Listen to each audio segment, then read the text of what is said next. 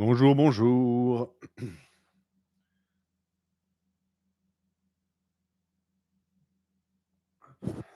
Je règle la caméra un peu. Ah, c'est mieux. Hello, everyone. How is everyone doing on this not so superb day, but not so terrible either? I just got done recording a video for you guys that will come live tomorrow, long as video. And today we are doing philosophy. We are continuing with Jung. And we're going to start in like 10 or so minutes so that we can give time for the people who want to see it live arrive so that they can participate. But the majority of people are going to be watching this video afterwards as a replay. And if you are part of these people, you can support the channel on Coffee if you want, if you enjoy these long formats about philosophy, psychology, and Jung. Greetings. Bonjour, Nolan. If you listen to me while you're walking, I salute you. Time theft is truly the sign of a patriot. Do you also wear your Yu-Gi-Oh shirts to work? No, my wife forbids me from doing that. This is a special t-shirt that only you guys get to see, and I wear at the gym sometimes. Any thoughts on Avatar: The Last Airbender? I liked the anime series. I didn't inflict the movies onto my poor soul. Hello, Weigunman. I love the sumo profile pic. I've been, ever since NHK Japan has been publishing the bashos, I've been really catching up. Yeah, today is going to be, we're going to start to get into like the thick of things, because chapter 1 and the first part of this philosophy series on Jung, was fairly easy. It was an introduction. Now we're getting to get into the stuff. So if you have questions, that's the entire reason why I do these on live, is because you can ask questions and I can answer. Thoughts on Takakeisho? It's a shame what happened to him. I find it fascinating that the guy had like a neck injury problem when he doesn't really have a neck. So I hated his style of sumo. I hate his style of sumo. I don't like bumpity sumo where you just like bump into the guy until he comes out, but must say it was pretty effective. NH, you said your favorite genre is metal. What's your favorite bands? Oof. I'm not a band guy. I literally just let the algorithms recommend random music to me. I couldn't even cite you one. Right now, I'm obsessed with La Femme. Today's stream will be as long as the usual ones. Yes, today is 3 hours. Will a man in shape get more attention in public these days or more in the 1990s in Europe? Again, Europe is a different beast. I do think that there are more men like in what we call in shape, in like bodybuilding shape today. That being said, in the 90s, it wouldn't have really been seen as like a rarity, because I don't think it was something that was as attractive as it is today. Since we now live in an age where a lot of people let themselves go, you stand out when you're fit. You started writing down your dreams after the last stream. I'm still 100% on the fact that we are going to do a dream analysis stream. I don't know when, maybe in January, but we will be doing that. Do you believe in male hierarchy? It's incredible. It's funny that you're saying that. I just made a video on hierarchies that I'm going to publish tomorrow. Yes, I do believe in them because they exist. It's like asking me, do you believe in oxygen? Yeah, I breathe it. Now, of course, we create them, but there's something to be said about the fact that every single civilization, every single group of human, from the start of humanity to now, has created hierarchies. There is not a single exception. What we can talk about is the value of these hierarchies. That is more of my take as someone who's into postmodern philosophy. Have you ever heard of Vix Natural? He's another natural bodybuilder with crazy muscle bellies. Yeah, Vix Natural, it rings a bell, but I can't like visualize who the guy is.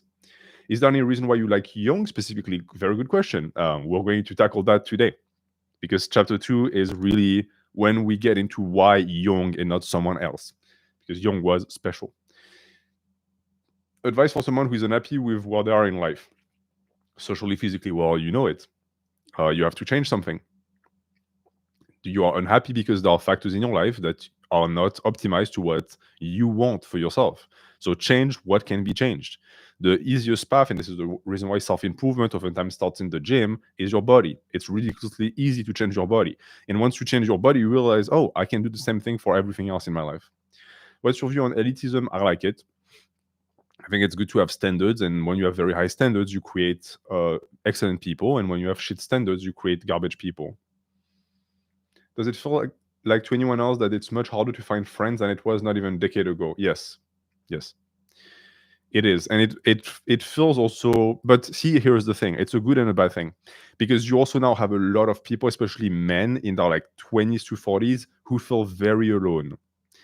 And so they are like actively, like avidly looking for friendships. So if you find these guys, you can get friendships. Advice for people who are dooming over the next 4 years. It's what I tell everyone.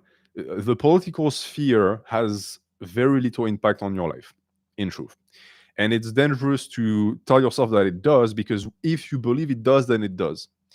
It's not to say that nothing is going to happen in the next 4 years, but most of that is going to be dictated by you.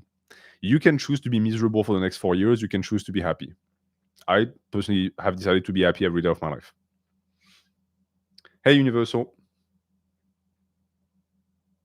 Would you analyze modern philosophy like Jordan Peterson? Yeah, Peterson is going to get a video eventually. Like anyone who's been following the channel knows that it's like a ticking time bomb. It will happen.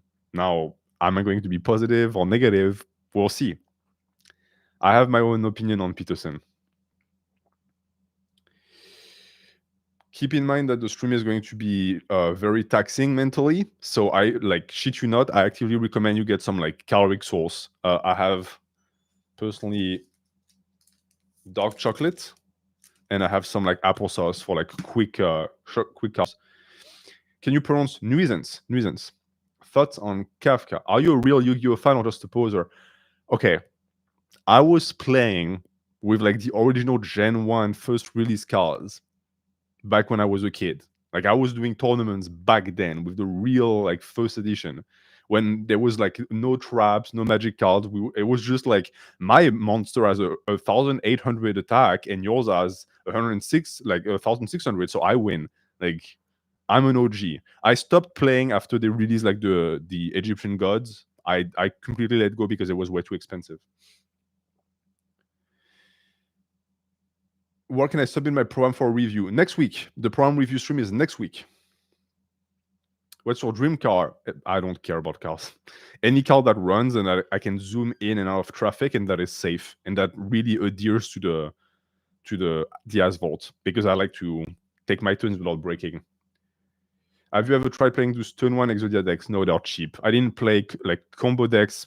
I always hated, even with like Magic the Gathering. What does a dream about house invasion mean? Means you're a man. I read a study recently that shows that the majority of men have these dreams and women almost never do. It's just your biological instinct that is trying to like prepare you for the eventuality, because you know that if there is a house invasion, you are on the first line. Yeah, thoughts on Hume? I enjoyed the one book that I read from him. How have you thought about going over Man's Search for Meaning? That book is good, but it's also like overcovered. I feel like there's a lot of data on it on the internet, so not really. How do I send my program for review for the next stream? It will be for the next stream. I will send all of the information about the coffee page, etc. But for now, you cannot do it. Hey, Exile. Okay, well, 9 minutes in, so we're going to start. We're going to start the Jung stream, and we're going to go into chapter 2. And the reason why I named this stream what it's named is because chapter 2 is named Problems of Modern Psychotherapy. And this is why I enjoy Jung, because he writes a full book about what he calls analytical psychology, which is psychotherapy. But he starts you off by telling you, hey, there are a lot of issues with it, and here are the issues to prepare you. And to me, that is the sign of someone who is intellectually honest and someone that I can trust. So we're going to do that. Did you read chapter 1 on stream? Yes, it was a month ago. You can You can access it. It's in the replays of the channel. You have the full lecture. Today is part 2 of the lecture. So as always, I have to focus on the text as I go through the lecture, but I'm going to periodically look at the chat to see if you guys have any questions. All right. Let us get started. Problems of modern psychotherapy. Psychoanalysis. This word is now so widely accepted that everyone who uses it seems at the same time to grasp its meaning, yet it is seldom that a layman knows precisely what it covers. So Jung opens by telling us that this very notion of psychoanalysis is already vague enough because every single school of psychoanalysis has a different approach. So the Freudian school of the Freudian theory of sexuality, for example, is one aspect of psychoanalysis that is specific to Freud, that I'm going to pronounce Freud because that's what we say in French. But if you go to Adler, Adler's school instead focuses on something completely different that is, as Jung says, irreconcilable and opposed to Freud's theory. We're going to go later on and I'm going to explain why these two schools are different. This is what Jung has to say. Freud notwithstanding, the layman applies the concept of psychoanalysis to every kind of modern endeavor to probe the mind by scientific methods. That is important to keep in mind as well. Oftentimes, things are going to be called psychoanalysis that are not psychoanalysis. Just because someone is listening to your thoughts and trying to figure out what is going on in the unconscious does not mean that they're actually psychoanalyzing you.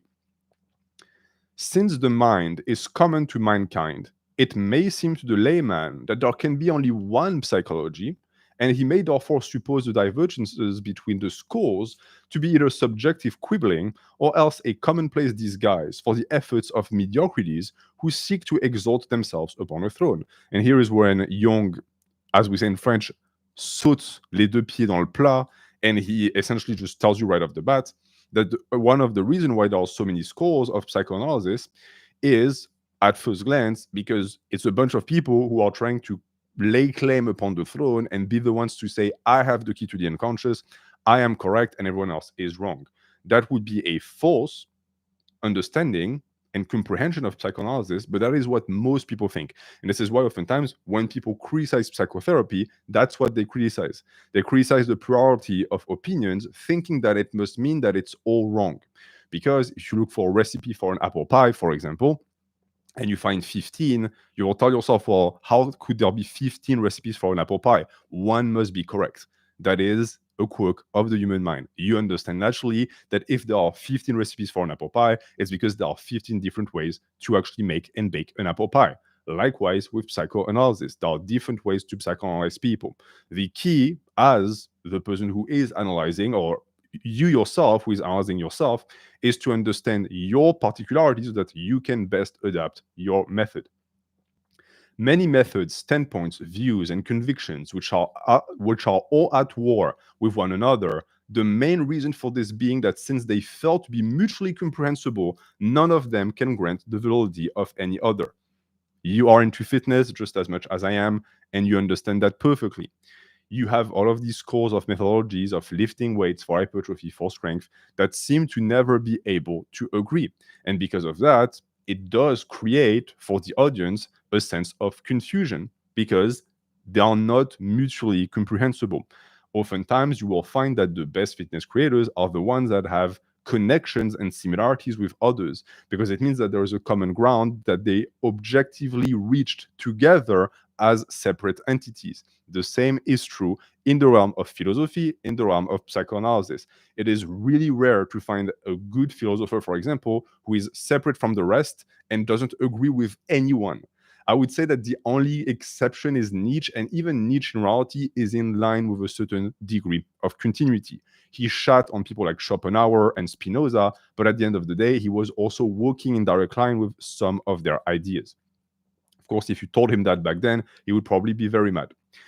When we find the most diverse remedies prescribed in a textbook of pathology for a given disease, we may confidently assume that none of these remedies is particularly efficacious. It's the example of the apple pie I just gave you. So, when many different ways of approaching the psyche are recommended, we may rest assured that none of them leads with absolute certainty to the goal. to the goal, least of all those advocated in a fanatical way. The very number of present-day psychologies amounts to a confession of perplexity. For the person who asked why Jung, this is why Jung. Jung looks at the plurality of approaches that he participates into, and he says, this is the proof that we do not yet know the proper answer. And so we are, in a sense, in the dark, and we are all trying our own thing, me included. So you, the person reading me, should not take Jungian philosophy and psychology as the key to your problems, but as the potential key amongst a sea of other keys. And you should really go and look around to see what applies best for you. The same goes for fitness. You follow my page, great. I will always encourage you to look around because I might not have the answers that you need and someone else might. The variety of contradictory standpoints and opinions of which we have spoken is the inevitable result. So this is the conclusion to what I just said. Do we have any questions? This is the start. This is fairly simple for now. No, okay. And moreover, why is there suddenly so much interest in the human psyche as something to be experienced? This has not been the case for thousands of years. I wish merely to raise this apparently irrelevant question and will not try to answer it. It is in reality not irrelevant because this interest underlies all such modern movements as theosophy, occultism, astrology, and so forth. We could also talk about philosophy. This is another quote of Jung that I really like. Not only does he tell you, hey, I might not have the key for you, he also tells you, I have keys that I will not be giving you because he believes that it's best for you to find the key. And I also agree with that. So oftentimes I've had people, when I post videos, who say, why don't you give me a clear answer? It's on purpose. I want you to find a clear answer because that way, the answer is not needed. Finding the answer is not what will make you better. It's to develop the ability to find the answer. Teach a man a fish, don't give a man a fish. But to go back to what he just said here, why did psychoanalysis and psychology in general become so popular in the last, give or take, 100, 200 years? Well, here he points out the fact that it's because it's making up for lack of something else. It's filling a vacuum. We're going to play that game of interaction. What vacuum do you think it's filling? What is it replacing that we used to have and we no longer have?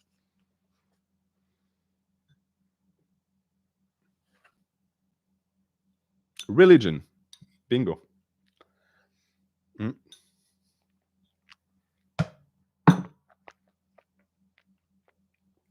For better or for worse, human society has always been deeply religious. And in the last 100 years, a lot of societies, in the West in particular, did away with religion and they replaced it with something else. So, for example, he talks about astrology. How many women do you know who are atheists or knee deep into astrology? What is that? It's an attempt at replacing religion. It's an attempt at connecting with a spirituality that they no longer feel in society. Occultism. How many people experiment with the occult, with demons, with stuff like this, because they are trying to make up for lack of spirituality. And if you're Christian, I certainly understand that you see a lot of irony in this. But Jung is also very privy about this entire scenario, and he points it out here. All that is embraced today in the layman's idea of psychoanalysis originated in medical practice, and consequently, most of it is medical psychology. It bears the unmistakable imprint of the physician's consulting room, a fact which is evident not only in its terminology, but also in its framework of theory. So, despite trying to make up for lack of spirituality, Jung also remarks that psychoanalysis tries really, really hard to be an exact science. I say try because, in my opinion, it fails, but it tries. This fact has largely contributed to the hostility between modern psychology and the academic fields of philosophy, history, and classical learning. The distance between nature and mind, difficult to bridge at best, is increased by a medical and biological nomenclature which sometimes appears of practical utility, but more often severely taxes our goodwill. So here, Jung is saying that in its desperate attempt to become a hard science, psychoanalysis has started to adopt the nomenclatura and the language of hard sciences. And it creates a weird soup of words that makes psychoanalysis very hard to penetrate for the layman, when in reality, it's not needed at all.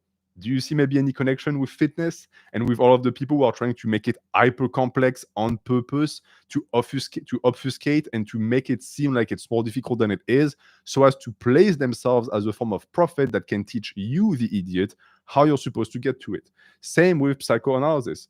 Jung is telling you that all of that is nonsense and that everyone can access the realm of the unconscious, even if you don't have training, even if you don't understand the complicated terms, because at the end of the day, the terms only exist to make the psychoanalyst look more official, but they don't actually do anything in themselves. So that is the introduction that gives you a broad idea of what we're going to be tackling today.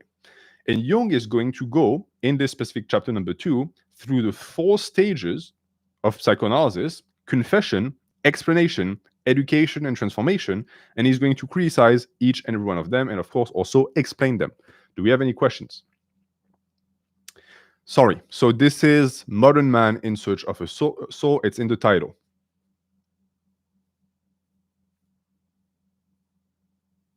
Okay, let us continue, because this chapter is quite dense and there's a lot to say. The first beginning of all analytical treatment, which is what Jung calls psychoanalysis, are to be found in its prototype, the confessional. As you understand, the confessional is when you talk to your therapist and you tell them about your problems and your secrets. As soon as man was capable of conceiving the idea of sin, he had recourse to psychic concealment, or to put it in analytical language, repressions arose. So that's already fascinating. As soon as man was capable of conceiving the idea of sin, so as soon as man developed not a conscience, but a moral conscience of good and evil, he also immediately developed the ability to hide his own sins from himself, which is what is known as psychic concealment or repression. Anything that is concealed is a secret. So that is what Jung calls a secret. The maintenance of secret acts like a psychic poison which alienates the possessor from the community. In small doses, this poison may actually be a priceless remedy, even an essential preliminary to the differentiation of the individual. Okay, I told you this was going to be complex. Every sentence a treasure. What Jung is saying here is that this secret, this ability to conceal, is not bad. And actually, it might be the reason why we are what we are today. Because to have one's own secret means to have one's own identity, because it makes you separate from the neighbor. So it allows you to be your own person. Animals don't have that. Animals can hide something that they did, but they don't do it consciously. They don't have this moral conscience of knowing, I must hide this from the group or else the group is not going to like this. I say that, I think that this actually has been observed in monkeys. So for example, if you give monkeys and apes a certain food or a treat, the monkeys that get the treat know that the other ones didn't, and they will try and conceal the fact they received it because they don't want to be punished by the group and they don't want to share. So we start to see here also the start of what could be constructed as a morality, as a primal instinctive morality. This is so much the case that even on a primitive level, man has felt an irresistible need to invent secrets. The possession saves him from dissolving in the unconsciousness of mere community life, and thus from a fatal psychic injury. So having your own garden inside, having your own secrets is very important. And I wrote years ago something in the margin: which came first, the religious sin or sin as a moral experience? What do you guys think?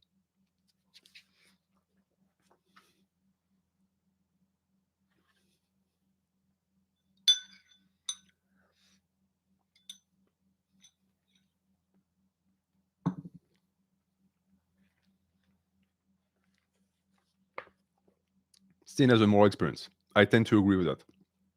I think that the idea of sin as in something bad that the community must not learn predates religion by give or take 10,000 years, maybe more than that.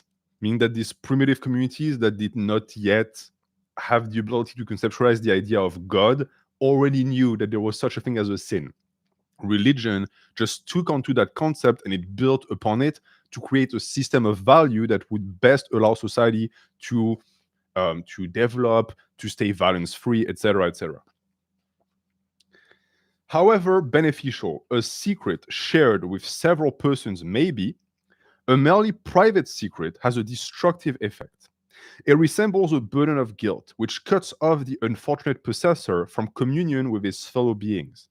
Yet, if we are conscious of what we conceal, the harm done is decidedly less than if we do not know what we are repressing. Super important paragraph. So, here, first and foremost, we're talking about a secret shared. Based on that, what would you call a secret shared with several persons? What would you name that? I think there is a name for that.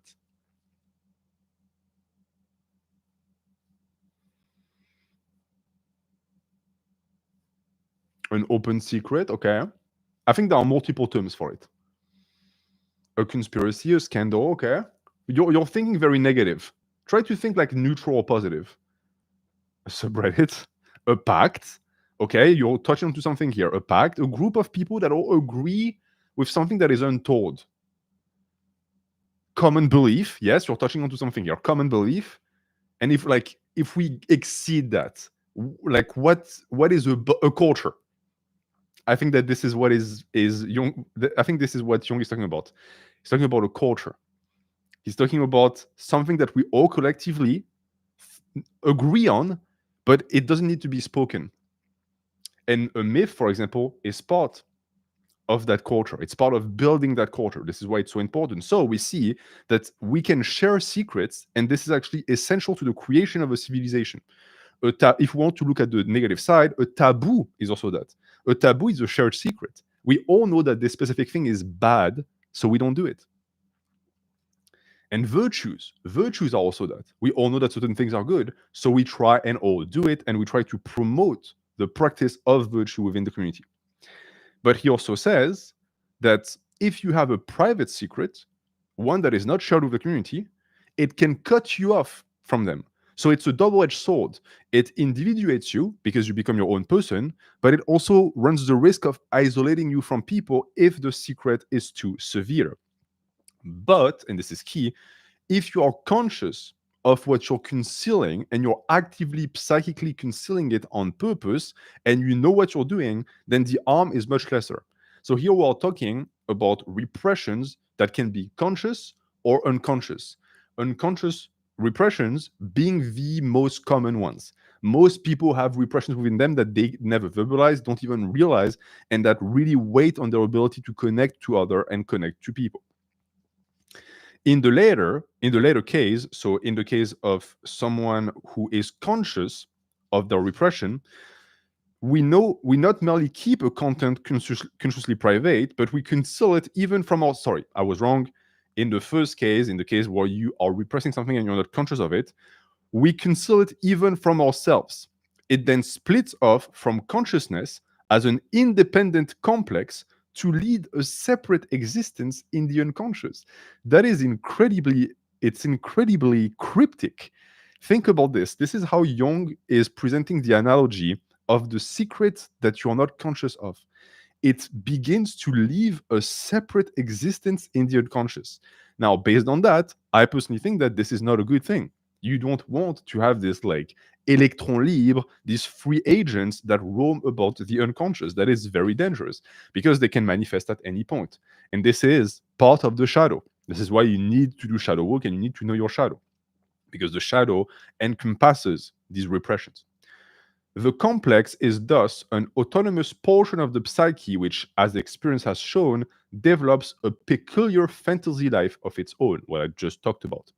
What we call fantasy is simply spontaneous psychic activity, and it wells up whenever the repressive action of the conscious mind relaxes or ceases altogether, as in sleep.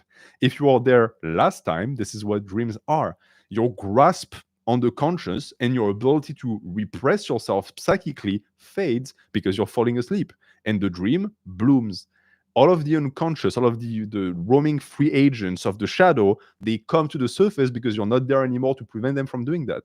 And this is healthy. We discussed it last time. It's a mechanism of the psyche to tell you, hey, all of these things that you don't want to face, they're here, they're festering. Can we tackle them now, please? And this is the unconscious, again, speaking to the conscious. Because the two constantly work to balance you out and to keep you psychically healthy. It should be said in passing that unconscious contents are by no means exclusively such as were once conscious and by being repressed have later grown into unconscious complexes. I think a nice addition and a nice detail. It doesn't work as stratus of the conscious, stratus of the unconscious. You leave something in the conscious, like actively you experience it, and it then drowns or it sinks to the unconscious. Sometimes you have things that appear to the unconscious that were never actually relevant to your conscious life. And this is actually usually most of what repression is. The unconscious has contents peculiar to itself, which slowly growing upward from the depths at last come into consciousness. We should therefore in no wise picture the unconscious psyche to ourselves as a mere receptacle for contents discarded by the conscious mind. This is Jung and his very beautiful prose telling you something.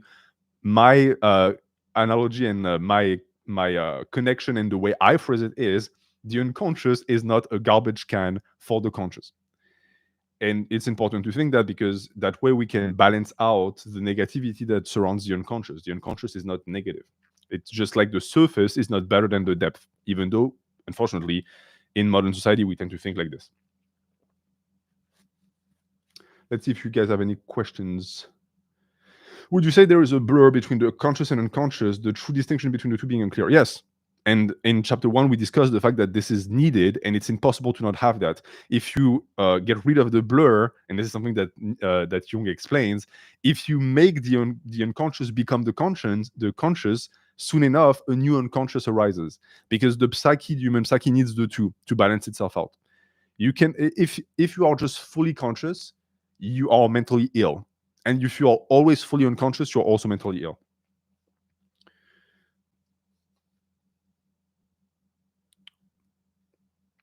All psychic contents which either approach the threshold of consciousness from below or have sunk only slightly beneath it have an effect upon our conscious activities. So even though there is a blur, it's like a form of polarity. The two influence one another constantly.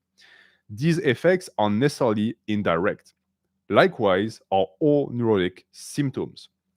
So oftentimes, a symptom of neuroticism that is going to express itself in the conscious life is an indirect consequence of something going on in the unconscious. Once again, if you were there for lecture number 1, you already know that. An investigation can show the existence of a content which is in an indirect and unconscious way has distorted the conscious performance. So, psychoanalysis. In general, therefore, an unconscious secret is more harmful than one that is conscious. I've seen many patients in difficult situations of life which might have driven weaker natures to suicide. These patients had at times a tendency towards suicide, but on account of their inherent reasonableness, would not allow the suicidal urge to come into consciousness. So here we jump straight into a very tangible and very severe example where Jung is telling you that suicidal ideation is in the unconscious, but it has a quite drastic effect on the life of the individual because if it makes its way to the conscious, you run the risk of actually doing it and ending your own life. Jung is saying that he's had patients that had horrible suicidal ideations in the unconscious, but because they were completely, in a sense, impervious to the unconscious, they never allowed these ideations to filtrate into the conscious, and so they never committed suicide. Whereas someone else with much less ideation would actually go on and do it.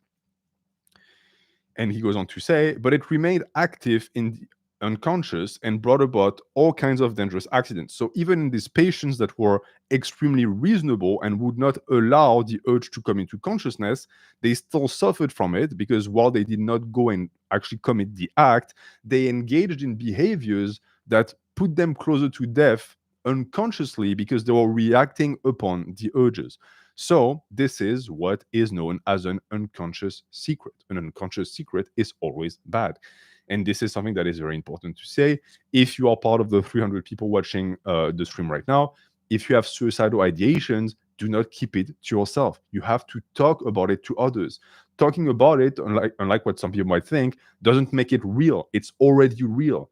Talking about it clips the wings of the ideation because it takes away its power within the unconscious. This is why, by the way, I want to say a big fuck you to every social media that tries to censor the topic of suicidal ideation, thinking that, oh, if we expose people to it, more people are going to be suicidal. No, motherfucker, it's the exact opposite. If they spent like 15 seconds studying psychology, they would know that. But apparently, now we have to say unalived. No, suicide. Talk about the things that happen because it kills people. Actually, using words like unalive actively represses the ideation and pushes it down into the unconscious, and it's horribly dangerous. When it was possible to make the suicidal leaning conscious, common sense could helpfully intervene. The patients could then recognize and avoid those situations that tempted them to self destruction. Just for that, thank you, Jung, for being reasonable and not being just some reactionary asshole who thinks, oh, something is bad, let's stop talking about it and we'll stop existing. No, the unconscious will always be there. Every personal secret has the effect of a sin or of guilt, whether or not it is from the standpoint of popular morality or simply a wrongful secret. So that's interesting as well. We're seeing that what becomes a secret and becomes repressed can be because the group would not approve of it, or simply because you don't think that it's good and so you don't want to share it. You most likely are keeping secrets that no one will give a fuck about because you're embarrassed about them, but they have the same effect. They're still in the unconscious. Now, another form of concealment is the act of withholding, it being usually emotions. And this is when it is going to become very relevant to all of you guys watching me who are guys and who are men, because we do that all the time. Emotional concealment is the number one reason why men are not doing so hot right now, is because our unconscious is boiling with all of the things that we push down that don't really disappear. They're still there and they impact our lives. But Jung makes a reservation. He says, self restraint is healthful and beneficial. It is even a virtue. This is why we find self discipline to have been one of man's earliest moral attainments. Once again, we also see that probably one of the reasons why we became what we have become, which is the apex species and the most intelligent species on this planet, and maybe even the universe, is the fact that we have attained self-discipline. We are able to regulate ourselves. Most animals cannot do that. You put food in front of a dog, I don't care if that dog is very intelligent, unless you've trained the dog not to do it, they don't have the self-discipline to not eat. If you have a cat and you leave them 15 days of food, that cat is going to eat all of that food in 3 days, then starve. A human would not do that. If self-restraint is only a private matter and perhaps devoid of any religious aspect, then it may be as harmful as a personal secret. So there is a separation between self-discipline within the group for the benefit of the group as a virtue and self-restraint within your own private self that is only really something that creates the repression of emotions. The emotion withheld is also something we conceal. Sometimes something which we can hide even from ourselves. That is important to know too. It's not just that you're hiding your emotions from others, you're also hiding your emotions from yourselves. An art in which men particularly excel, while women, with very few exceptions, are by nature averse to doing such violence to their emotions. This is why, in the philosophical sense, I say that women are emotional creatures. It does not mean that they're more prone to emotions. It just means that they're less prone to repressing them. Men and women both experience the same amount of emotions. Men just refrain most of them. And sometimes it can be positive. This is the reason why I would say that on average, men tend to be more stoic than women, but it can also become an issue because oftentimes we repress emotions that hurt us, whereas women don't do that. I don't think I've ever encountered a woman who feels ashamed about crying in public because there's no shame in it. It's an emotion and they feel it. How many of you guys have cried in public? The second you start crying, you're going to bolt so that no one can see you because you are repressing the emotion. When emotion is withheld, it tends to isolate and disturb us quite as much as an unconscious secret. What is the cure to male loneliness? The ability to accept our own emotion, the ability to understand that, yes, we are feeling creatures and it's perfectly okay. Naturally, you have a bunch of people who, when we talk about male loneliness, are going to lash out and are going to say that men are big babies. These people are actually participating in the repression of male emotions and are participating in the misery of the modern man. But we cannot just blame these people, of course. We also have to take responsibility that it starts with us and then it extends to them. Nature decidedly abhors a vacuum in this respect. In the long run, nothing is more unbearable than a tepid harmony in personal relations brought about by withholding emotion. I'm certain that those of you in the chat who have led lives like this know that. For example, you are starting to feel jealous or resentful towards someone in your life, a family member or a friend, and you don't express it because you think it's a bad emotion. And you repress it until it comes to the surface and it explodes and it kills the relationship. Whereas if you had just spoken about that earlier, it would have solved all of your issues. Naturally, there are ways to bring about such topics, but in this case, we see that there is no such thing as a problem solved by ignoring its source. There is no secret worthy of the name, which is essentially what I just said. There are merely quite avowable emotions which, from being withheld at some important juncture, have become unconscious. So Jung, the beautiful, positive, masculine role model that he is telling you that whatever little petty secret you have about your emotions or your personality that you think people are not going to like, they're not worth anything. They're not even worth the name secret, because the emotions that you're feeling that make you create that secret are avowable. You should be able to accept them out loud. If you don't, you're going to create a monster in the unconscious. To cherish secrets and to restrain emotions are psychic misdemeanors for which nature finally visits us with sickness. But when they are done in communion with others, they satisfy nature and may even count as useful virtues. It's the shared secret we spoke about earlier with culture. Only restraint practiced in and for oneself, it is only restraint practiced in and for oneself that is unwholesome. So the community makes the secret beneficial, and the individual that hides his own emotions from himself creates unconscious damage. It seems to be a sin in the eyes of nature to hide our insufficiency, just as much as to live entirely on our inferior side. There appears to be a conscience in mankind which severely punishes the man who does not somehow and at some time, at whatever cost to his pride, cease to defend and assert himself, and instead confess himself fallible and human. Remember what I said earlier and what we discussed earlier about the idea of morality giving birth to religion? What is this? This is confession. This is confession in the Christian sense. This is what you do when you confess. You accept and admit to your fallible nature as a human in the face of God, and you are given forgiveness for it. Jung doesn't talk about God here, he talks about nature. What he's saying is that this mechanism of what you might call God, if you're religious, is in reality the law of the universe. It's a universal law that those who have the ability to confess and be open are healed and saved, and those who don't are cursed and doomed. From a psychic standpoint, we're not talking about religion here. This is something that is active in your brain, whether you believe in God or not. Religion is just a key and a tool to get people to confess.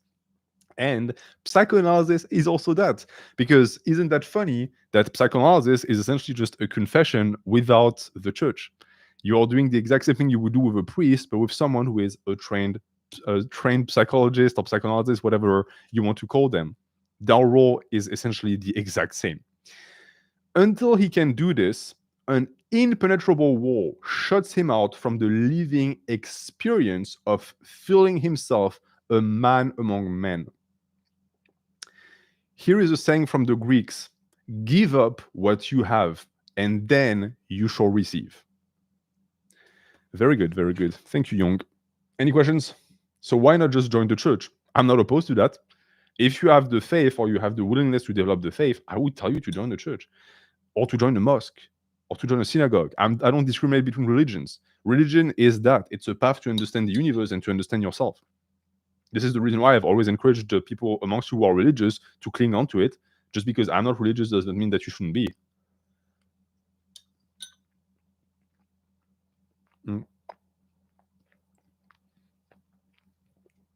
LO2S doesn't talking about bad thoughts keep it longer on the surface? Is it something good? I'd like to talk about it, but after some time, I feel like I'm feeding it.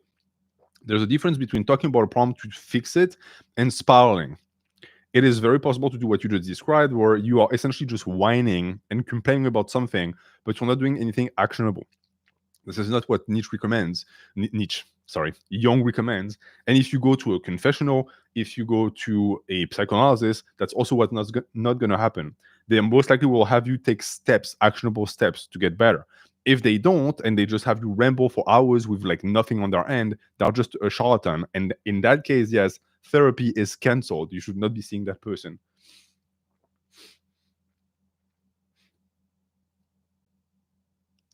The fact that NH, an non-theist, made me more religious is insane.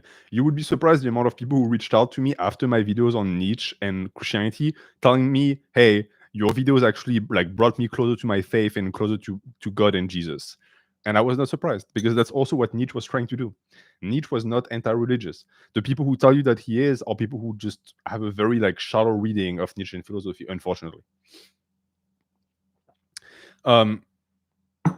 LW will not doing the dream analysis today. It will be later. If you want to do anything on coffee, it can be a donation, or you can pledge a membership, but don't send any messages because I will not be reading them during this. All right, so that was part number 2 of chapter 2. Let us move on. It is a fact that the beginnings of psychoanalysis were fundamentally nothing else than the scientific rediscovery of an ancient truth. Even the name catharsis, or cleansing, which was given to the earliest method of treatment, comes from the Greek initiation rites. So, what we just spoke about. It's nothing new. We're just repeating mechanisms of the human spirit that have always proven themselves to be extremely conducive to creating healthy individuals. The psychoanalytic aim is to observe the shadowy presentations, whether in the form of images or of feelings, that are spontaneously evolved in the unconscious psyche and appear without his biting to the man who looks within. Painful though it may be, this is in itself a gain. For what is inferior or even worthless belongs to me as my shadow and gives me substance and mass. How can I be substantial if I fail to cast a shadow? I must have a dark side also if I am to be whole. And inasmuch as I become conscious of my shadow, I also remember that I am a human being like any other. This is also the religious tradition that non-religious people don't understand. For example, the original sin. Why am I bestowed with something that I did not do? Well, it's because you did it. It's in your nature. The original sin is in a way it's in a way an attempt to remind you of the presence of your shadow so that you can take it into account and you can actually work on it. When I keep it to myself, this rediscovery of that which makes me whole restores the condition which preceded the neurosis or the splitting off of the complex. In keeping the matter private, I have only attained a partial cure, for I still continue in my state of isolation. It is only with the help of confession that I am able to throw myself into the arms of humanity, freed at last from the burden of moral exile. And I think this explains better. Someone asked in the chat, why can't I do it by myself? Can I just do confession with myself? The answer is, of course, no. Why? Because the goal of confession is to put yourself in a vulnerable state in the eyes of humanity. Because most likely the issues that you're experiencing prevent you from rejoining humanity, and on top of that, can only be cured by humanity. This is a little bit of a teaser for my future video on incels, because on my first video about incels, I had a bunch of incels saying, oh, you didn't offer any solution, so what should I do? Just reintegrate society when society punished me and made me feel bad? Yes, that's why it's so hard, and this is exactly what Jung is describing here. We are all in some way or other kept asunder by our secrets, and instead of seeking through confession to bridge the abyss that separates us from others, we choose the easy way out of deceptive opinions and illusions. Jung describing the incel mentality 100, 200 years before it came into reality. Why? Because it has always existed. It's a psychic mechanism of the human mind that creates resentment, where it should instead try to create gratitude, because gratitude is what leads you towards humanity and the group, and resentment cuts you away from the group and so creates more resentment. It is evident enough that the new psychology would have remained at the stage of confession, and this is when we move past confession, at catharsis proved itself a panacea, because of course, what we just described is, yes, very useful, but it's unfortunately not enough. First and foremost, it is not always possible to bring certain patients close enough to the unconscious to enable them to perceive the shadows. Indeed, there are many patients, for the most part, who are complicated people, highly conscious people, who are so firmly anchored in consciousness that nothing can pry them loose. We spoke about them in passing when we talked about suicidal ideation. There are certain people that it's not that they don't have an unconscious, it's that they're so separated from it that it's very hard to make them realize and understand that it's there. In a way, it's like training someone who's never lifted a weight in their life, and they have horrible mind muscle connection because they have just not used their muscles enough. And so they have become foreigners to their own body, just like you can become a foreigner to your own psyche. This is one fact which, at the outset, seriously restricts us in applying the method of catharsis. The other limitation is revealed later on, and its discussion at once leads us to the problems of the second stage, the stage of explanation. Let us suppose that in a given case, the confession demanded by the method of catharsis has taken place, that the neurosis has disappeared, or that the symptoms at least have vanished. The patient could now be dismissed as cured if it depended on the physician alone, but he, or especially she, cannot get away. The patient seems bound to the physician by the act of confession. If this apparently meaningless attachment is forcibly severed, there is a bad relapse. So this is the dark side of confession. Yes, being vulnerable and throwing yourself in the arms of humanity without your guard up is absolutely needed, and you cannot do without it. But it comes at a price, and that price is that you're going to become emotionally tied to your savior. And this, I could go on and on about talking about, unfortunately, the effect that courts and religion tend to have on people, where they are saved, but their salvation is inextricably tied to the Savior. And because of that, they can never be free. It's striking to see that this also happens with psychoanalysis. There are cases where no attachment develops. The patient goes away apparently cured, but he is now so fascinated by the hinterland of his own mind that he continues to practice catharsis by himself at the expense of his adaptation to life. He is bound to the unconscious, to himself, not to the physician. And Jung actually gives a very good example, if you're into Greek mythology, where he says that such a patient shared the experience of Theseus and his comrade Pirithous in their descent to Hades to bring back the goddess of the underworld. Tiring on the way, they sat down to rest for a while, only to find that they had grown to the rocks and could not rise. I spoke previously about people who are stuck in the unconscious. That's exactly that. The unconscious is a realm of fascination, and you can oftentimes find yourself so, in a sense, absorbed by its contemplation that you fail to keep in mind that the only reason why you visited the unconscious in the first place is because you are attempting to make a positive change in the conscious. Just like our Greek heroes went down to hell to bring back someone from the dead, but they never managed to do that. They just stayed with the dead. These curious and unexpected occurrences must be explained to the patients, while the first mentioned cases who are inaccessible to catharsis must also be handled by the method of explanation. In spite of the fact that the two classes of patients are apparently quite different, it is at the same point that explanation is called for. That is, while the problem of fixation arises as was recognized by Freud. So here at this point, I understand that I'm using a term I did not define. Explanation is as it entails. It's explaining to the patient what is going on, which essentially is what I'm doing right now. So you start with confession, the patient confesses, and then you tell the patient what they just did. And it might sound a little bit weird, but this is exactly what Jung was discussing previously by bringing the unconscious into the conscious. The act of confession acts on the unconscious. If you do not explain to the patient how it's actively impacting him consciously, he might become either tied to you as his new savior, or he will become tied to the unconscious, and it will not make any positive change. The questionable bond essentially corresponds to the relationship between father and child. The patient falls into a sort of childish dependence from which he cannot protect himself, even by reason and insight. This goes, again, way beyond psychoanalysis. Fitness, for example, is something that happens where it happens a lot, where people will take advice from someone and they will become emotionally tied to that person, and suddenly that person becomes our new dad. It's a thing. I don't know how many people experienced it with me. I do my best to always explain, but a lot of fitness influencers go out of their way to never explain.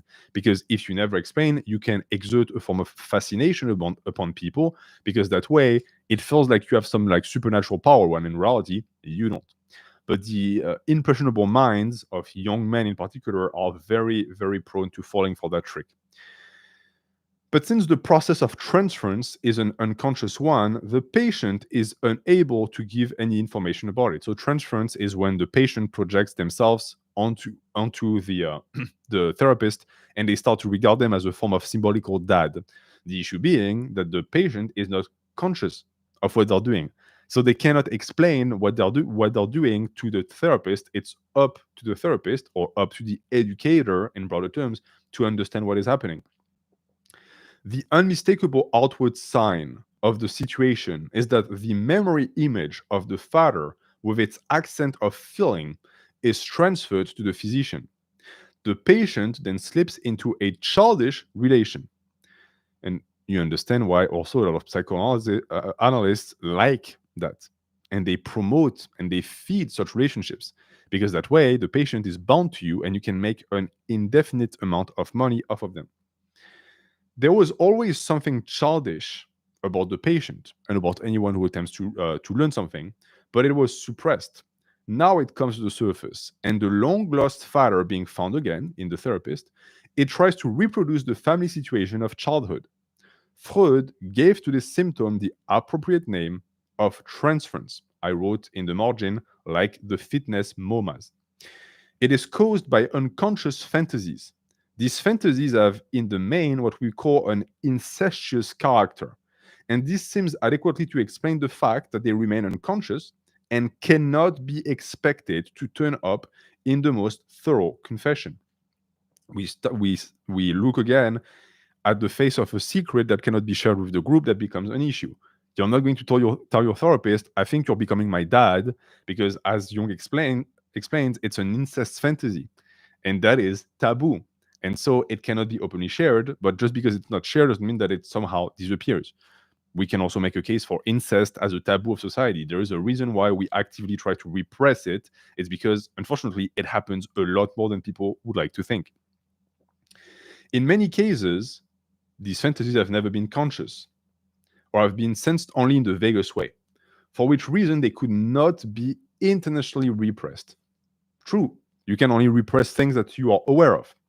The incest fantasies are usually unconscious and so remain so until they are dragged to light in analytical treatment. The analytical procedure induces a transference which is abnormal and can only be dealt with by reaching the incest fantasies. So it's in a sense the snake that bites its own tail. You need the patient to confess for the process to work, but you also know that you're going to create incest fantasies. That is a risk. And the only way to cure this incest fantasy is to get the patient to confess, something that is very hard.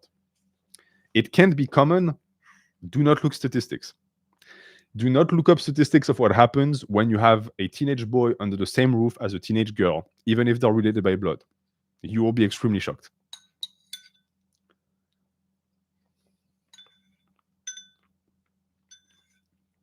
There is a reason why it's illegal. Yeah, really, unfortunately. Look up the crime statistics. You will be shocked. And look up how much it used to be prevalent, to the point, by the way, that you still have countries where it's actively practiced, where people marry their cousins and have kids with their cousins. Why do they even have fantasies about that? I don't know. Look at the prevalence of incest-related porn. It's everywhere on the internet. Even if you don't consume porn, you'll still be exposed to it, because now it's like it's part of culture. People make jokes about it, like about stepsister and shit like this. Are we not all brothers and sisters in the eyes of God? In a sense, yes. Mm.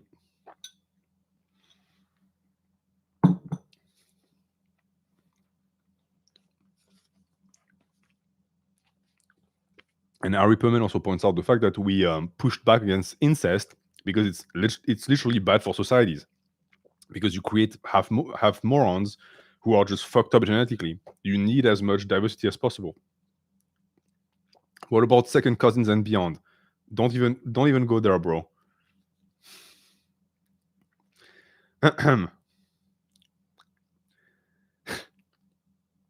While the method of catharsis restores to the ego such contents as are accessible to consciousness and are normally included in it, the process of clearing up the transference brings to light contents which, because of their nature, were almost inaccessible to consciousness. This is the main difference between the stage of confession and the stage of explanation. So that's a little bit of a conclusion at the end of this part.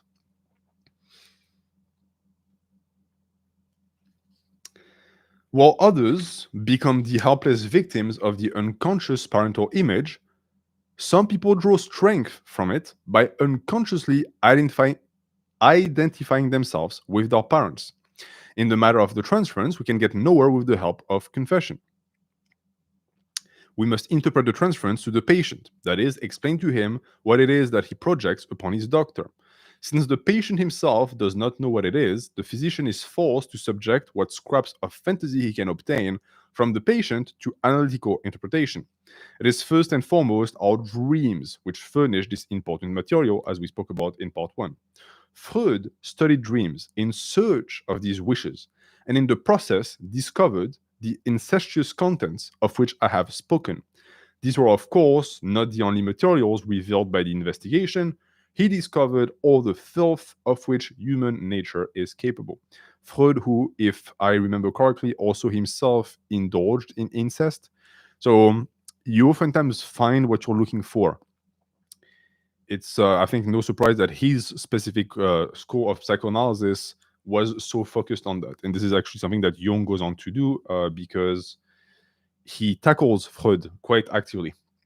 The end product of the Freudian method of explanation is a detailed elaboration of man's shadow side, such as had never been carried out before. It is the most effective antidote imaginable to all idealistic illusions about the nature of man, and is therefore no wonder that there arose on all sides the most violent opposition to Freud and his school. We could expect nothing else of those who believe in illusions on principles. Here, Jung is referring to the regrettable tendency of humans to try and like paint themselves as angels, constantly trying to like think that human nature is this grandiose thing and we are just like virtuous creatures, when in truth, if you look at human nature for a second, you realize that the opposite is true. We're not monsters, but we are monstrous in nature. And things like morality, things like religion, things like psychology exist so as to expose the monster for what it is. The entire story of God, of the angels, of the demons, and the influence that the demons in particular have on humans in Christian theology also speak to that, because we are part angel and part demon.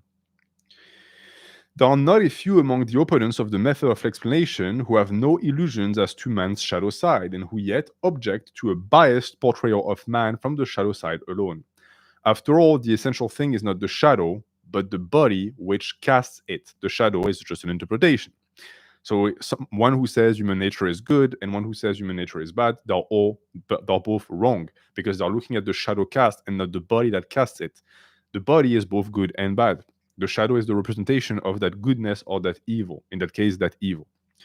Freud's method of interpretation rests upon reductive explanations, which unfailingly lead backwards and downwards, so towards the depth. And it has a destructive effect if it is used in an exaggerated and one sided way. Human nature has indeed a black side, and no man alone possesses this side, but his works, his institutions, and his convictions as well possess them.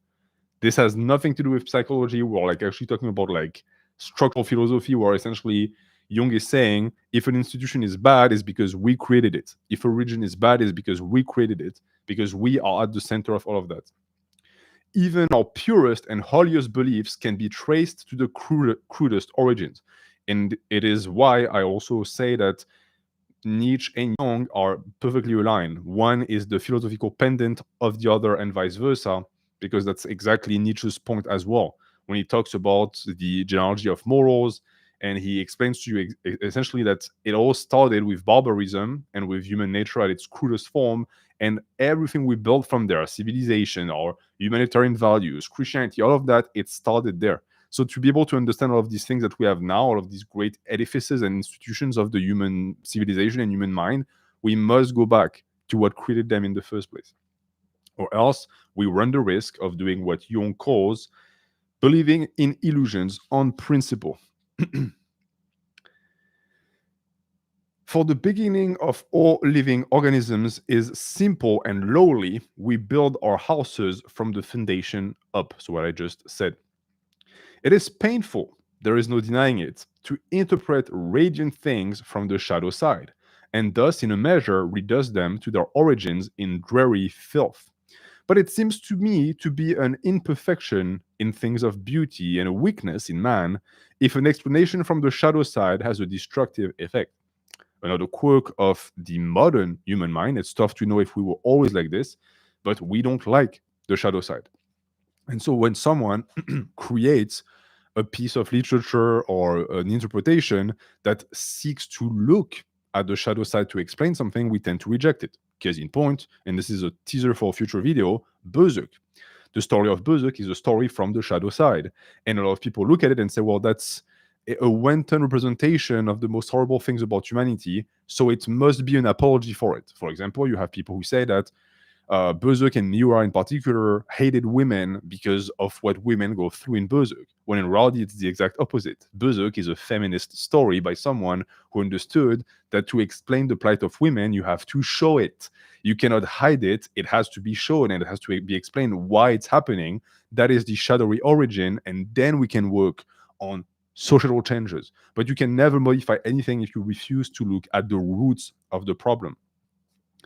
The horror which we feel for Freudian interpretations is entirely due to our own barbaric or childish naivete, which believes that there can be heights without corresponding depths, and which blinds us to really final truth that when carried to extremes, opposites meet. Our mistake would lie in supposing that what is radiant no longer exists because it has been explained from the shadow side. Refer to Nietzsche and his Apollonian and Dionysian philosophy, where he essentially says that the issue with modern philosophy is the fact that we have done away with the Dionysiac, we're way too Apollonian, and by doing so, we are denying ourselves part of our nature because the Dionysian side of mankind is this shadow. And because we unfortunately live in a society that judges after good and evil, since the shadow is evil, we push it away and we say, it cannot be part of me since it's evil and I'm good. Of course, this is nonsense. The shadow belongs to the light as the evil belongs to the good, and vice versa. The shock that was felt at the exposure of our Occidental illusions and pettiness is one of such swings of the momentum and the pendulum, which, as history has so often shown, set matters right again. Jung is talking about what Nietzsche describes as a transvaluation of values. It forces us to accept a present-day philosophical relativism. And this is a good relativism. We're not talking about someone who's telling you that there is no value and no hierarchy and no gradation. We're talking about someone who says that all of these values and gradations come from somewhere and can be and should be justified. Okay, that was quite dense. Do we have any questions? Oof, my triceps are killing me.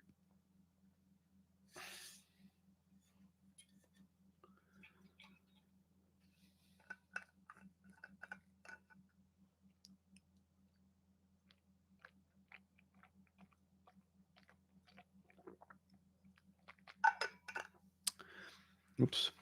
Hey, Nate, my buddy and I have a ritual of going to the forest to walk with my friends and have a cigar. What do you think about this practice of men coming together and talk? I think it's very healthy. You're getting social interactions and you're also getting a form of confession.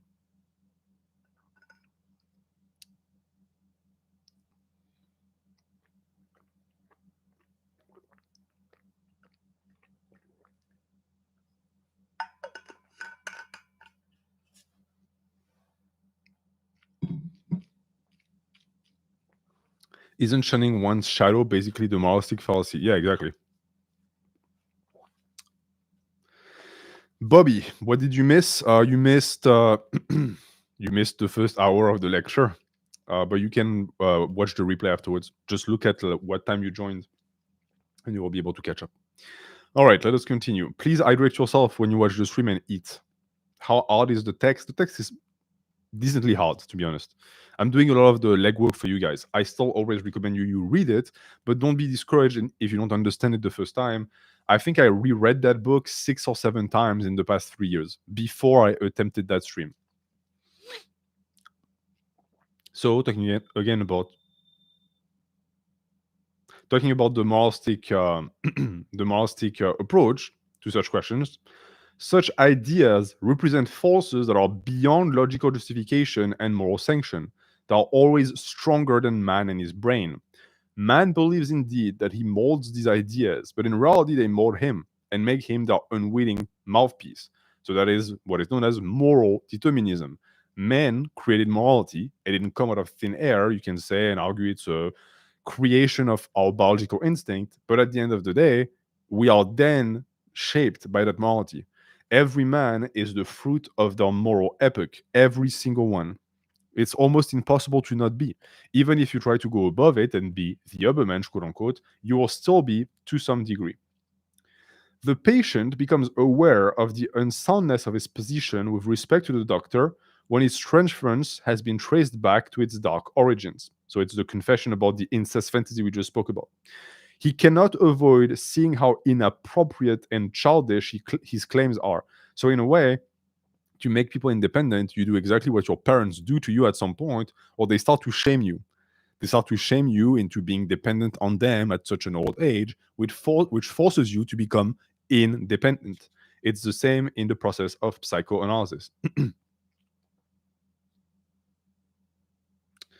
Is that relevant? So this is not really relevant, but I'm still going to read it because it's, in a sense, explain what Jung sees as this process of independence.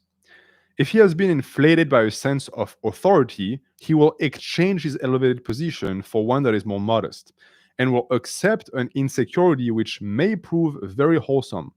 If he has not yet renounced his infantile claims, he will now recognize the inescapable truth that to make claims on others is a childish self indulgence, which must be replaced by a greater sense of his own responsibility. The man of insight will draw his own moral conclusions. Convinced of his own deficiencies, he will use this knowledge as a means of protection. He will plunge into the struggle for existence and consume in poetic work and experience that force of longing, which has caused him to cling obstinately to a child's paradise, or at least to look back at it over his shoulder. A normal adaptation and patience with his own shortcomings will become his guiding moral principles, and he will try to free himself. I'm sorry. He will try to free himself from sentimentality and illusion. The inevitable result will be that he turns away from the unconscious as from a source of weakness and temptation, the field of moral and social defeat. This is how you make a free and independent man. Mere insight into themselves is sufficient for morally sensitive persons who have enough driving force to carry them forward. For those with little imagination for moral values, however, it does not suffice. Without the spur of external necessity, self knowledge is ineffective for them even when they are deeply convinced. Mentally disciplined people who grasp the truth of a reductive explanation but cannot accept it when it merely invalidates their hopes and ideals are one such people. Mere insight in this case is insufficient. It is a weakness of the method of explanation that it succeeds only with sensitive people who can draw independent moral conclusions from their understanding of themselves. This is also what makes me like Jung. He's a great educator. A good educator is someone that realizes that if all of your successes are with people who already possess in them the inherent value you're trying to teach them, you're not really teaching shit. You're just pointing out to something that is already there. The method should work with everyone, especially the people who do not have this moral sensibility. It should possess the ability to build it and to create it amongst themselves. We can get further with explanation than with uninterpreted confession alone, for it at least trains the mind and therefore may awaken sleeping powers which can intervene in a helpful way. But the fact remains that the most thorough explanation leaves the patient, in many cases, an intelligent but still incapable child. So that is the risk. Every and any explanation, even if done properly, will, in a sense, just keep people in a form of childishness and infancy if it never becomes something they become able to do for themselves. And this naturally applies past the simple field of psychoanalysis. The trouble is that Freudian explanations in terms of pleasure and its satisfaction are one-sided and therefore insufficient, especially when applied to the later stages of development. For even if everyone possesses this side, so what I just described, it is not always the most important. And this is when we get into the idea that not every school of psychoanalysis can help everyone. Freud had a focus on pleasure and satisfaction. That is the model he applied. But what happens if he applies that method to someone who is not sensitive to it? Example: a hungry artist prefers bread to a beautiful painting, and a man in love prefers a woman to his public career. Yet, the painting may be of the greatest importance to the one and public office to the other. So, you cannot tantalize someone into growing as a person, as a man, or as a woman if you do not understand what motivates them. And sometimes the thing that motivates them is not what is actually important. The man in love prefers the woman to his public career. The public career might still be more important. And it is the psychoanalyst's role to be able to, one, realize that for themselves, and two, make the patient realize that for themselves. In this case, you are both the psychoanalyst and the patient, of course. Those who easily achieve social adaptation and social positions are better accounted for by the pleasure principle than are the unadapted, whose social shortcomings leave them with a craving for power and importance. So this is, in a sense, an archetype of sorts, a broad and very blurry archetype, but one that I think makes a lot of sense. So you have two types of people. You have the people who have always been able to be socially active, who have good positions within society, who have good jobs, and who are, in a sense, integrated. And these people are going to tend to be guided mostly by their ability to access pleasure, because, well, once you have all of the stability in the wood and you're already established, that is the one thing left. But if you look at someone who is unadapted and who is rejected by society, that person is not going to crave pleasure. That person is going to crave what they don't have, which is power and importance. And if we were to, again, tie it back to a topic that I recently tackled on the channel, I think incels fall into that. Incels are people who crave society's acceptance. And so, for example, trying to look at the problem through the lens of pleasure, which is what everyone does, or people conclude, oh, incels don't get laid, so this is why they're like this. Wrong. It cannot be that. It's something deeper than that. But no spoilers, because I'm going to make a follow-up video on that eventually, and I'm going to use that very principle that Jung just presented. And he continues with an actual tangible example.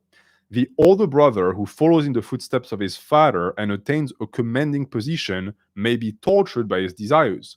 But the younger brother, who feels repressed and overshadowed by the other two, may be goaded by ambition or the craving for respect. He may even yield so completely to this passion that nothing else is vital to him. Freud's explanation of things falls short, and it is precisely here that his former pupil, that's so interesting, le pupil, Adler, comes forward to fill the gap. And this is when we're going to talk about the differences between the two schools. Adler has shown convincingly that many cases of neurosis can be more satisfactorily explained on the ground of an urge to power than by the pleasure principle. His interpretation, therefore, is designed to show the patient that he arranges his symptoms and exploits his neurosis to attain a fictitious importance.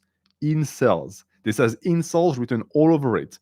Incels are people who turn a negative thing into an identity and they try to leverage it to get a sense of importance. Naturally, it does not work, but understanding that mechanism would actually help them feel better. That even his transference and his other fixations serve that will to power and thus represent a masculine protest against a fancied rejection.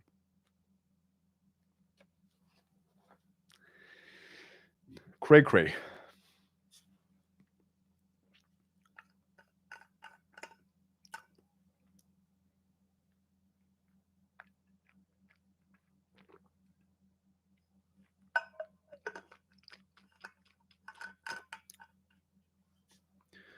Ooh. My hands sweat a ton. It's very warm in here.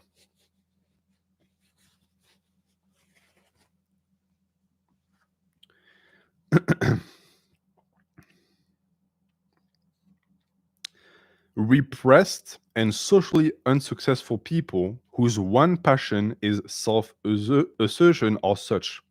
These people are neurotic because they always imagine themselves oppressed and tilt at the windmills of their own fancies, thus putting the goal they most desire quite out of reach. I know I sound like a broken record, but holy fuck incels. It is characteristic of Adler that he does not expect too much of understanding, but taking a further step, has clearly recognized the need for social education. While Freud is an investigator and interpreter, Adler is chiefly an educator. In refusing to leave the patient in a childish condition, helpless for all his valuable understanding, and in trying by every device of education to make him a normally adapted person, Adler, in the conviction that social adaptation and normalization are indispensable, that they are even the most desirable goals and the most suitable fulfillment for a human being, proceeds as such. So if you are one such person who feels rejected by society, feels like they cannot fit in, most likely Adler is the psychologist that you should be reading. The widespread social influence of Adler's school is a consequence of this outlook, as also its neglect of the unconscious, which on occasions, it seems, amounts to complete denial. This is probably a swing of the pendulum, an inevitable reaction to Freud's emphasis on the unconscious, which corresponds to the natural aversion for it, which we have noted in patients who are struggling for adaptation and health. Naturally, when someone is doing very poorly in the conscious world, they don't want to hear about the unconscious, even if it could help them. They want actual, tangible, actionable things to follow. The modern culture of self-improvement that we have nowadays is deeply Adlerian in nature. If the unconscious is held to be a mere receptacle for all the evil shadow things in human nature, including even primeval slime deposits, we really do not see why we should still linger on the edge of this swamp into which we once fell. The investigator may see in the mud puddle a world full of wonders, but to the ordinary man, it is something upon which he prefers to turn his back. So must psychology, if it is to develop further, renounce so essentially negative an approach to the unconscious as Freud. In a, in a sense, Jung is saying that the pendulum swung because of Freud's obsession with the unconscious and his tendency to always fish into it for dark things. He, in a sense, without really realizing it, has created a taboo around the unconscious where the average person thinks unconscious equals bad. And the reaction was Adler, who completely ignored the unconscious and just focused all of his efforts on the conscious. And Jung is attempting to balance that out. I'm going to go use the bathroom if you guys don't mind, and I will be back. For the rest of the lecture, we have an hour and a half left.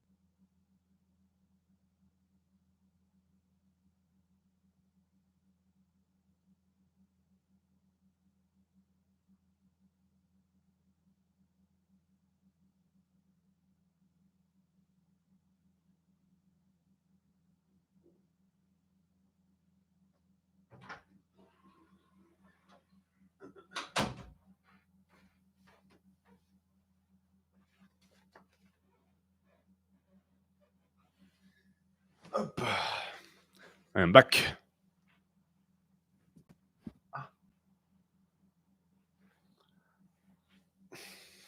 We are on page, if you have the same edition as I have, we are on page 45.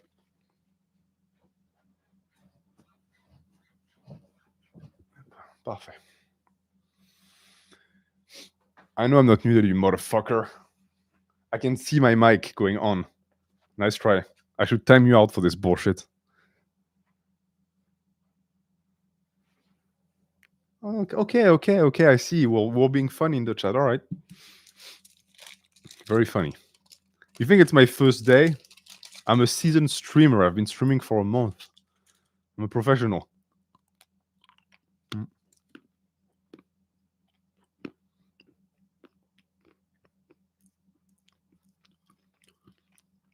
Last week's stream traumatized me. Why is chocolate allowed? It's dark chocolate. No, it's not 100%. I'm not a fucking savage. It's 80%. 80%. It's so good. Dark chocolate is truly the gift of the gods.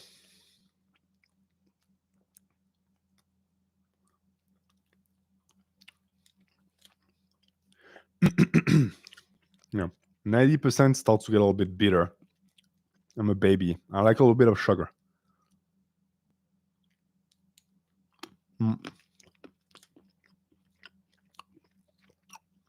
How are you enjoying your new equipment? It's like literally right there in front of me. So there's a camera here. Right there. You're right there. Behind me, there's a window. There's my backyard. And I set up the circus dumbbell, the USFL. And I just like pick it up for grip.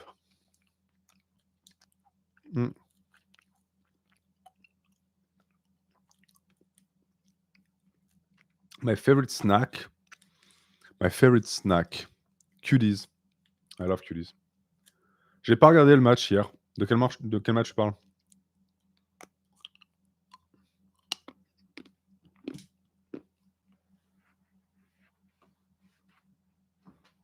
Hmm.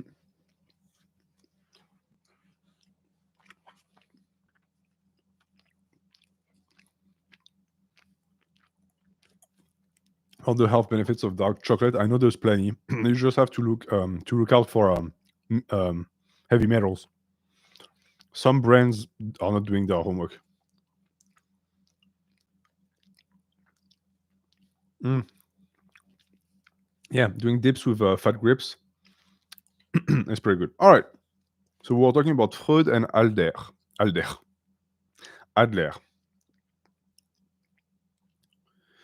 The Adlerian school helps the patient who has learned to see into himself to find a way to normal life.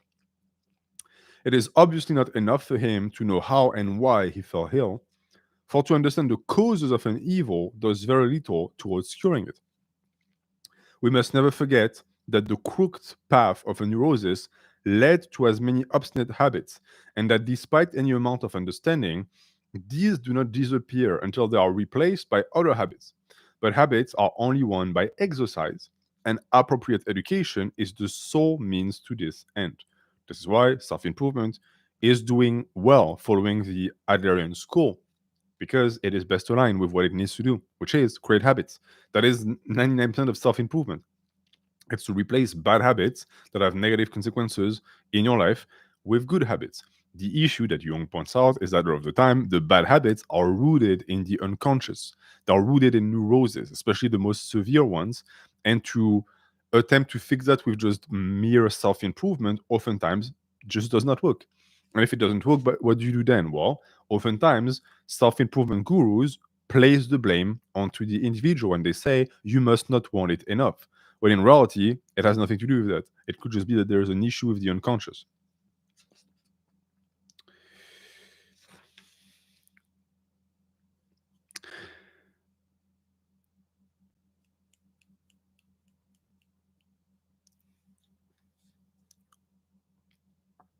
Okay. Am I going to have to read that for you guys to understand? Yes, I think so. Every stage in our psychic development has something peculiarly final about it. When we have experienced catharsis with its wholesale confession, we feel that we have reached our goal at last. All has come out, all is known. Every anxiety has been lived through, and every terror shed. Now things will go as they ought. After the work of explanation, we are equally persuaded that we now know how the neurosis arose. The earliest memories have been unearthed, the deepest roots dug up. The transference was nothing but the wish fulfilling fantasy of a child's paradise or a regression to the old family situation. And this is something that I didn't say, but yes, the transference into looking at the educator as your dad is also a way to de-responsibilize yourself by putting the responsibility of the betterment of yourself onto your dad's lap. And that is, of course, nefarious because the symbolical dad doesn't exist. You are dad. You have become dad. But until you accept that, your life will never become better. The way to a normally disillusioned life is now open. But then comes the period of education, which makes us realize that no confession and no amount of explaining will make the ill formed tree grow straight, but that it must be trained with the gardener's heart upon the trellis before normal adaptation can be attained. So, it takes both conscious and unconscious efforts. It is not enough to understand why you are fucked up. Then you have to figure out how to fix that and how to grow, quote unquote, straight. Each is deceived by the sense of finality peculiar to the stage of development at which he stands. And this gives rise to the confusion of opinions and views, which makes it so hard for us to find our bearings.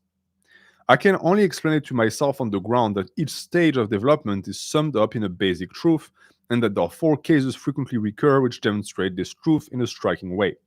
Our world is so exceedingly rich in delusions that a truth is priceless, and no one will let it slip because of a few exceptions with which it cannot be brought into accord. Whoever doubts this truth is, of course, looked upon as a faithless reprobate, while a note of fanaticism and intolerance creeps into the discussion on all sides. So here, Jung is discussing at large the issue with psychoanalysis, therapy, and psychology, but also the issue with dogmatism in general, where if a solution has been presented and that solution is agreed upon by many as being the solution, if you come out and say, well, actually, it might be still improvable or there are issues with it, you become the target of the fanatic hordes that swear by this, even though technically and objectively, yeah, it can be improved. And yes, it has issues. Could we but accept this is an impersonal way? Could we but grasp the fact that we are not the personal creators of our truths, but only their exponents who thus make articulate the psychic needs of our day? Then much of the poison and bitterness might be spared, and we should be able to perceive the profound and superpersonal continuity of the human mind.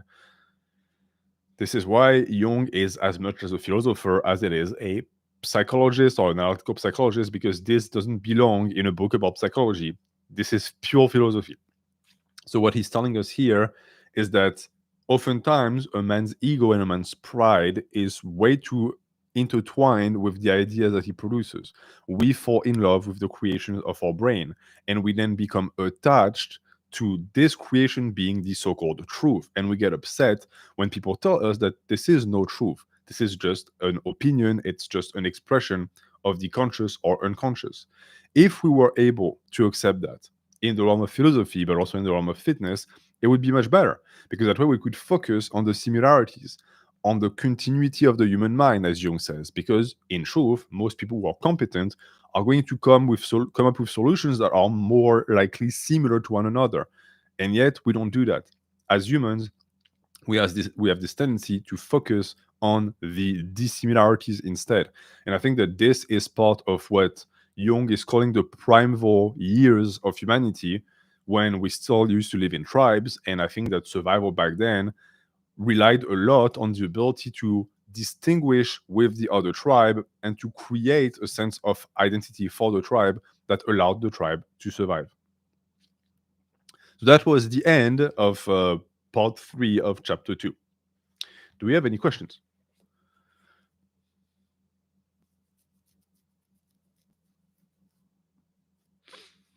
Do we have any questions relevant to the lecture? For the rest, you're going to have to show up on the day where the stream is scheduled for self-improvement or stuff like this. When's dinner? That's a good question. I would like to know too. When's dinner? My forearms look jacked. Look at this. Yeah.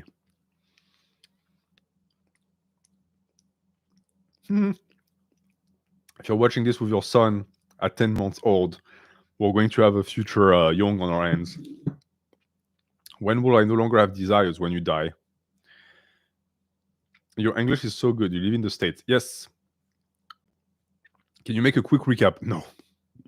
There's no quickly recapping this. I'm way too deep in the chapter. What's the name of the book? Modern Man in Search of a Soul. Do modern times affect his theories and insights? The mark of a good philosopher is the fact that the more time separates them from whenever you read them, the more relevant they become. Jung has never been more relevant than today.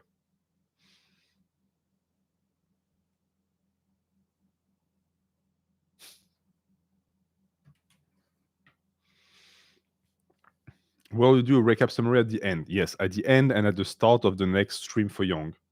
Why is Jung so controversial in academic psychology? Oh, I know exactly why. I'll tell you at the end.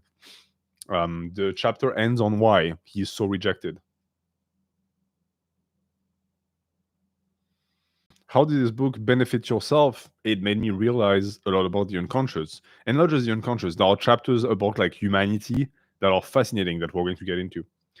But it's very important that we start with the start, because if I just jumped into the juicy stuff, or we really are going to like start to look at the soul of humanity, you're not going to understand.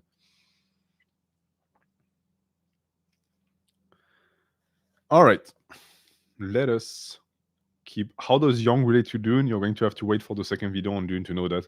There's a full segment about Jung. Okay. The three stages of analytical psychology so far dealt with are by no means of such a nature that the last can replace the first or the second. All three quite properly coexist and are salient aspects of one and the same problem. And the same is true of the fourth, the stage of transformation. It must not claim to be the finally achieved and only valid truth. Its part is to make up a deficit left by the previous stages. It comes to meet an additional and still unsatisfied need. We must ascertain what could seem more desirable or lead further than the claim to be a normally adapted social being, which is what the Adlerian school ends. You are now well adapted, you are, in a sense, happy, you are on your path to self improvement. What else could be done?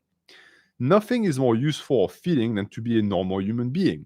But the very notion of a normal human being suggests a restriction to the average, as does also the concept of adaptation. To be normal is a splendid ideal for the unsuccessful, for all those who have not yet found an adaptation, but for people who have far more ability than the average, for whom it was never hard to gain success and to accomplish their share of the world's work.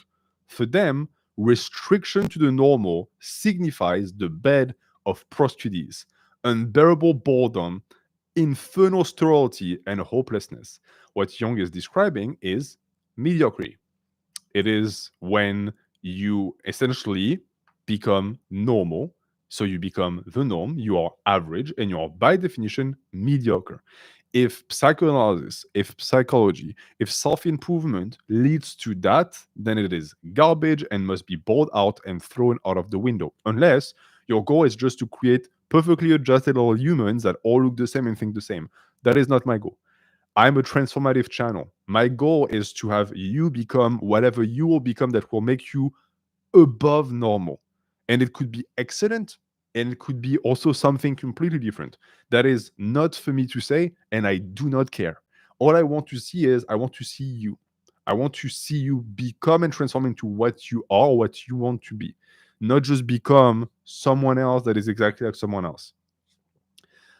There are many people who become neurotic because they are only normal, as there are people who are neurotic because they cannot become normal. For the former, the very thought that you want to educate them to normality is a nightmare. Their deepest need is really to be able to lead abnormal lives. And this is quite the progressive view, I believe, on psychology. Because Jung is telling you that there is no restrictive type of lifestyles that would make one happy. And it's reductive to say that. And unfortunately, modern Western society tends to believe that. It tends to believe that there is a set of things that if you accomplish, you'll be happy. How many people do that, spend their entire life doing that, have these things like, I don't know, marriage, kids, a car, a good job, and they feel dead inside. And they think there's an issue with me. No, there's no issue with you. You are brought into a sense of normalcy by a system that benefits from you doing that. It never gave a fuck if you benefited. At this point, it's perfectly healthy to try and figure out what you would be if you could choose. And if that means not being normal, then do it. Of course, it doesn't align with the necessity for capitalism to reproduce itself and for civilization to maintain itself. I personally, as someone who is more aligned with the individual, don't care. I don't. My philosophy doesn't align with the maintenance of anything. As long as you actualize yourself, I'm happy. A man can hope for satisfaction and fulfillment only in what he does not yet possess. He cannot find pleasure in something of which he has already had too much. To be a socially adapted being has no charms for one to whom to be one is mere child's play. This is what we explain with Adler. The needs and necessities of individuals vary. What sets one free is another man's prison. It is a biological normality, it is a biological dictum that man is a herd animal and is only healthy when he lives as a social being. Yet, the first case we observe may seem to upset this statement and to prove that man is only healthy when leading an abnormal and unsocial life. It is a terrible misfortune that practical psychology can offer no generally valid recipes and norms, an admission of weakness that I personally appreciate. It is good to have norms. It is good to have standards. Oftentimes, people you're going to have who are going to try and produce results for their patients have to come up with that. But this also creates, in a sense, a rigid structure that prevents these very same professionals from treating patients that do not respond to that specific stimulus. It is not the doctor's whole task to instruct or convince his patient. He must rather show him how the doctor reacts to his particular case. The relation between physician and patient remains personal within the frame of the impersonal professional treatment. The meeting of two personalities is like the contact of two chemical substances. If there is any reaction, both are transformed. You can exert no influence if you are not susceptible to influence. It is futile for the doctor to shield himself from the influence of the patient and to surround himself with a smokescreen of fatally and professional authority. The patient influences him unconsciously, whether he likes it or not. So this puts into perspective the position of the patient, the position of the learner, which is what you are in opposition to me right now, as someone who is below and has no influence on the teacher or educator. That is not true. A valid relationship between educator and student is one where both are transformed. If we are to take a step further, a good teacher is a perpetual student, and a good student is a future teacher. I make these lectures because I firmly believe that a number of you are going to become influenced by them. You're going to apply it to your life, and then you're going to help others in your life learn these ways as well in your own way. And that will also continuously make you improve.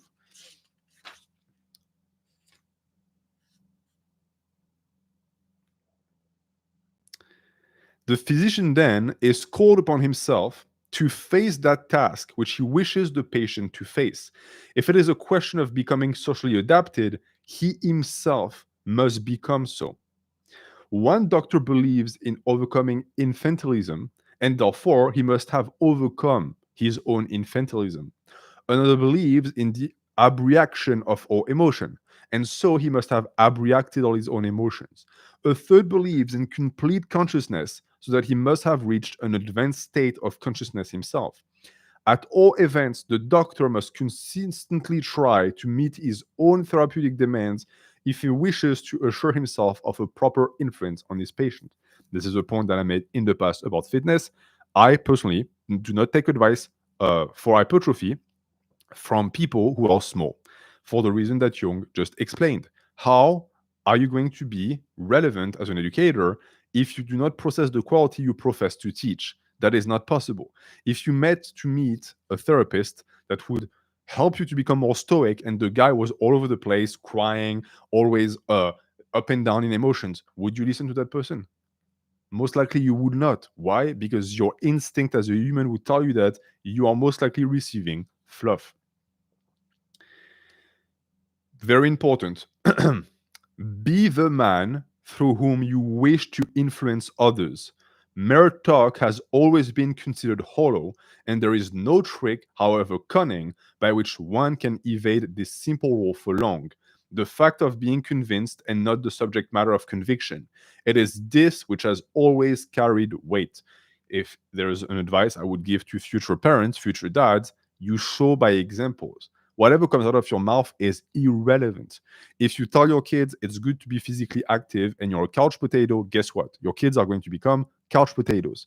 But if you tell them nothing, not one word, and they see you every single day going to the gym, going for a run, moving heavy shit around, guess what? You'll have kids who are going to be physically active because they have learned by example. The same goes in your life as a man. You want to be looked upon as an authority figure, you want to be respected. Embody the qualities and values that you find respectable. Don't preach them. Nothing is more annoying than the preachy, wishy-washy assholes that don't embody the virtues that they say are so important. That's 99% of politicians, if not 100, which is why I hate politicians. Going back to the stage of transformation that this was part of. The fourth stage of analytical psychology then demands not only the transformation of the patient, but also the counter application to himself by the doctor of the system which he prescribes in any given take. We are generally not interested enough in ourselves. And that's completely besides the point, but a sentence that I underline because it's very true. Some people would like to say and think that we live a self-absorbed age. I don't think that's true, or at least not in the way Jung is describing. I think we are absorbed by media, we are absorbed by instantaneous gratification, but we are not absorbed by who we are. We don't spend enough time figuring out who we are and building upon that. And this is why you meet a lot of people who are just shallow husks, or literally there is nothing. They are just like they are wearing the skin of a human, but underneath their humanity is vagrant. It's not really there. This is a sign of someone who did not spend enough time with themselves and has no interest in themselves. We hold self-examination or preoccupation with ourselves to be almost morbid. Perfect example, if you bodybuild, if you're on the path of self-improvement, you're going to be called vain. Yes, absolutely, I'm vain because I try to sharpen my body and my mind. Totally. That makes me a vain and absorbed person. You who posts on Instagram 15 times a day is not vain or absorbed. You who watches social media or who watches TV for hours, that's not a form of self-absorption, not at all. We evidently suspect ourselves of harboring rather unwholesome things or too reminiscent of a sick room. And this is where Jung sticks the knife in and twists, where he tells modern humans the reason why you don't spend time observing yourself or bettering yourself is not because you're not self-absorbed, it's because you're afraid of what you're afraid of what you're going to find. You're afraid of the sickness and filth you will find within yourself because you spend so much time not opening the room. The fridge has been in the house and the food is in the fridge and it's been there for 15 years. You're going to open it, yeah, the food is rotting. It's full of maggots. But guess what? It's not getting any better just because you're ignoring it. You have to open that goddamn fridge. That is self-examination. The physician must overcome this resistance in himself, for who can educate others while himself uneducated? Millions of people, quite literally, fitness being a good example. Well, when the blind leads, naturally, society follows. Who can enlighten his fellows while still in the dark about himself, and who can purify if he is himself unclean? If you're religious, I'm certain that these words also resonate very strongly in you. This is the reason why, if you're Christian, you follow the example of Jesus Christ. And if you are Muslim, you follow the word and the example of the Prophet, because he was said to be a perfect human. He was the closest human to Allah, and Allah presents him as an example to follow. So you model your character after his character. This challenge to the doctor to transform himself in order to effect a change in the patient meets with scant popular approval for three reasons. First of all, it seems unpractical. Secondly, there is a prejudice against being occupied with ourselves that I just described. And thirdly, it is sometimes very painful to make ourselves live up to everything that we expect of the patient. That is the pain of the educator. If I just didn't care, I would just spout random bullshit and not care if I actually live up to that, but I cannot do that. So when I lecture you or when I try and share with you something that I've acquired, it's because I've acquired it. I spent years getting that skill, and now I can tell you, yeah, it was beneficial, and here is how you do it. If he examines himself, he will discover some inferior, and we're talking about the teacher here, side, which brings him dangerously near to his patient and perhaps even blights his authority. And this is when we get to the real reason why the majority of educators don't do that. It's because when you do that, you realize, oh, I'm exactly like the people who listen to me. I'm no better or superior. Any level of superiority that I have was bestowed to me by them. And this is the perfect example in this stream. There are 223 people listening to me right now. Who is bestowing the power of authority upon me if not you? It's because you're deciding to listen to me that I've become that for you. If there was no one, I would have no authority. That brings a level of modesty. It forces you to be humble, to realize that you are not superior to the people that you teach. You are a continuation of them, and the teaching is only possible because they want to learn. And this is the time that I'm going to use For the people that are following live or the people watching the replay, thank you for that. Thank you for being willing to learn, and thank you for giving me the opportunity to teach. I really am deeply grateful for that. He will also discover that the ultimate questions, which oppress him as well as his patients, cannot be solved by any amount of treatment. He will let them see that to expect solutions from others is a way of remaining childish. I wrote in the margin, critiquing others also is. When you find people who are always very critical of others, you find that they are oftentimes not critical of themselves. So they are spending a lot of their energy pointing the finger at others when they should be working on themselves. That was quite the portion.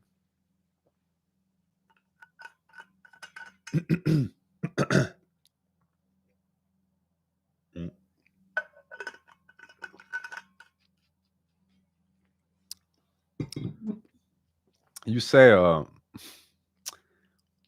that you wish the military allowed these kinds of haircuts. There is a reason why you cannot be in the army with that haircut, is because can you imagine running like in the mud with this and it gets caked in your hair and then it's like itchy and you don't get a shower until the end of the day?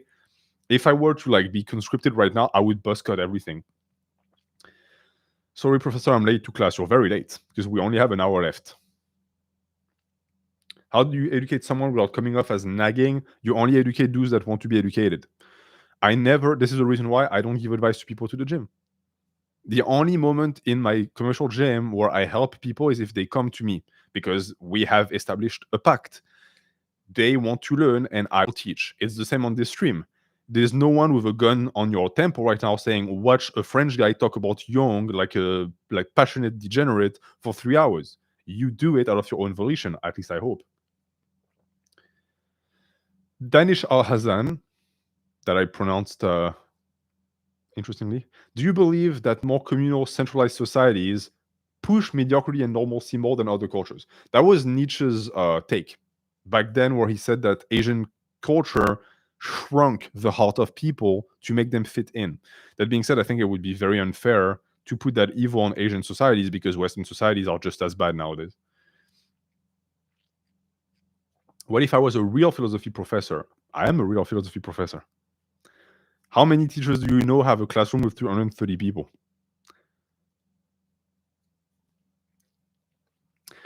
I recently started going to uni, and has it always been that gay? Most students don't really want to socialize. It's weird. Yeah, you're dealing with the pandemic babies whose social skills have been completely shattered by isolation, unfortunately. Yeah, people don't want to socialize anymore. Do you think Western individualism originates from pagan culture? Oh, that's a very complex question. That's a very complex question. I don't know enough about paganism to be able to answer that. All right, perfect. Let's keep going.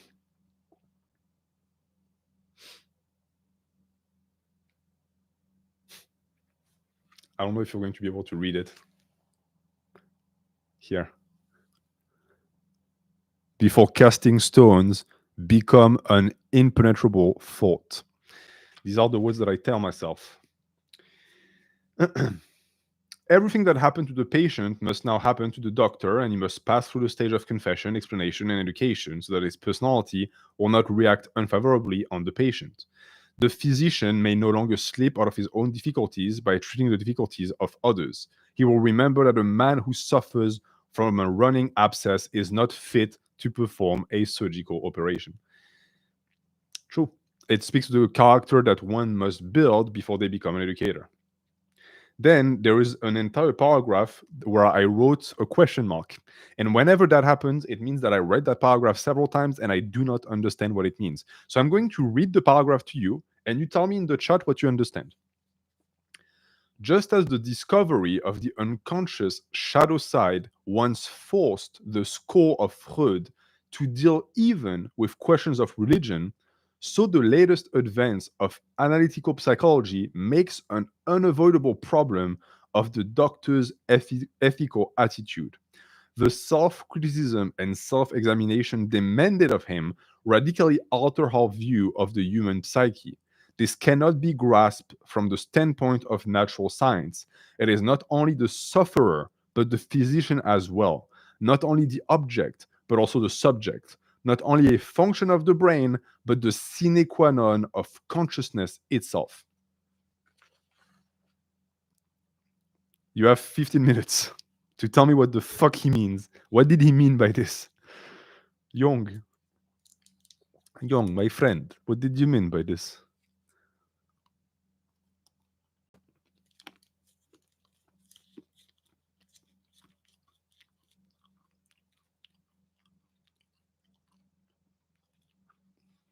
Crickets in the chat.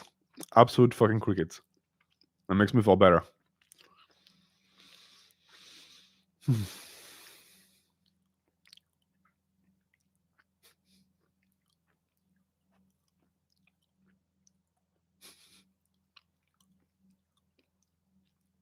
200 people shattered.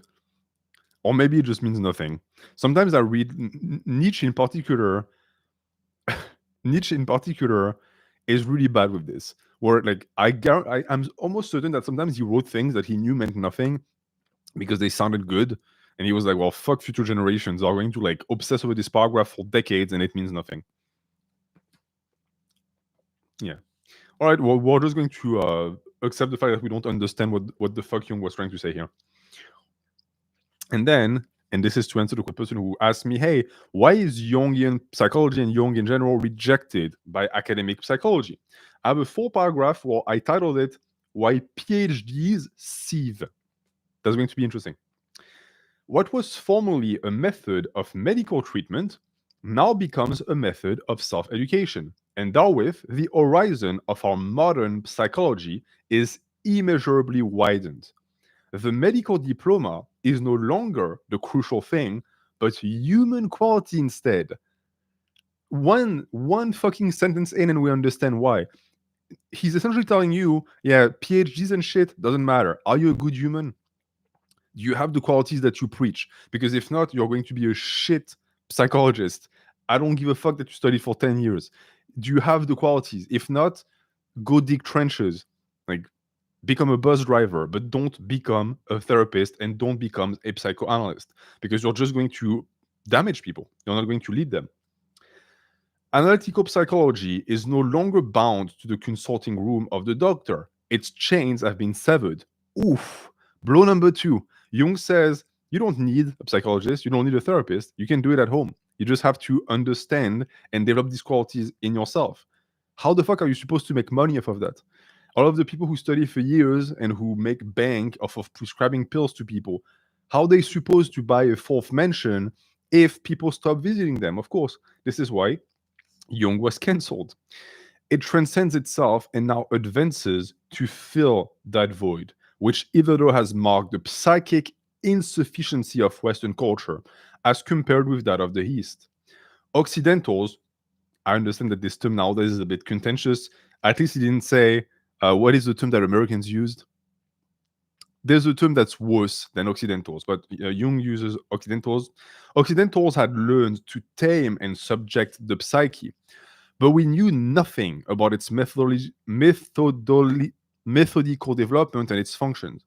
Our civilization is still young, and we therefore require all the devices of the animal tamer to make the defiant barbarian and the savage in us in some measure tractable. But when we reach a higher cultural level, we must forego compulsion and turn to self-development. Another reason why Jung is not super popular, because he pointed out that what we call the school of psychoanalysis, of Western psychoanalysis, is in its infancy, because it's young. It's, no pun intended, it's fairly young.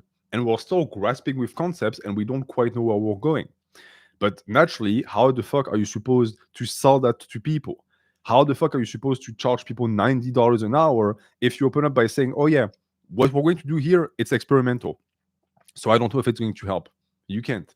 So you drop yourself in what Nietzsche was calling this false sense of authority, which doesn't serve the patient.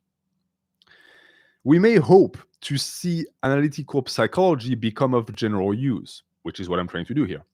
More so even than the methods which constitute its preliminary stages and which severely carry a general truth.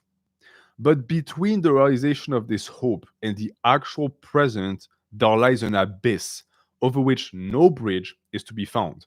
We have yet to build it stone by stone.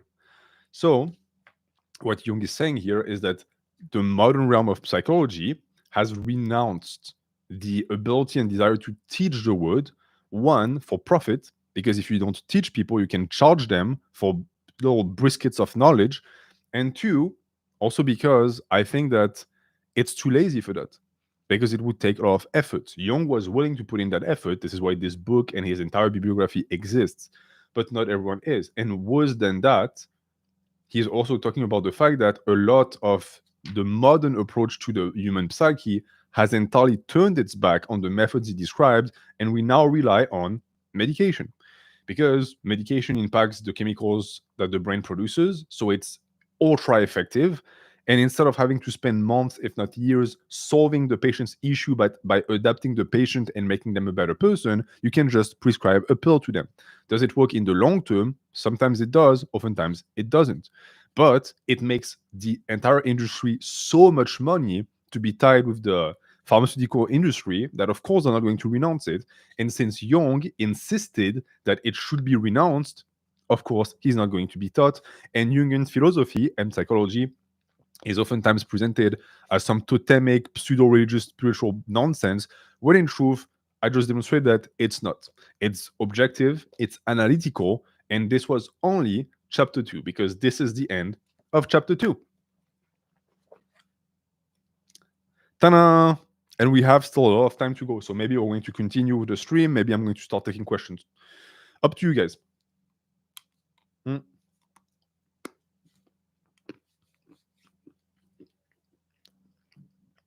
I'm very happy with the pace of this stream. We got a lot done.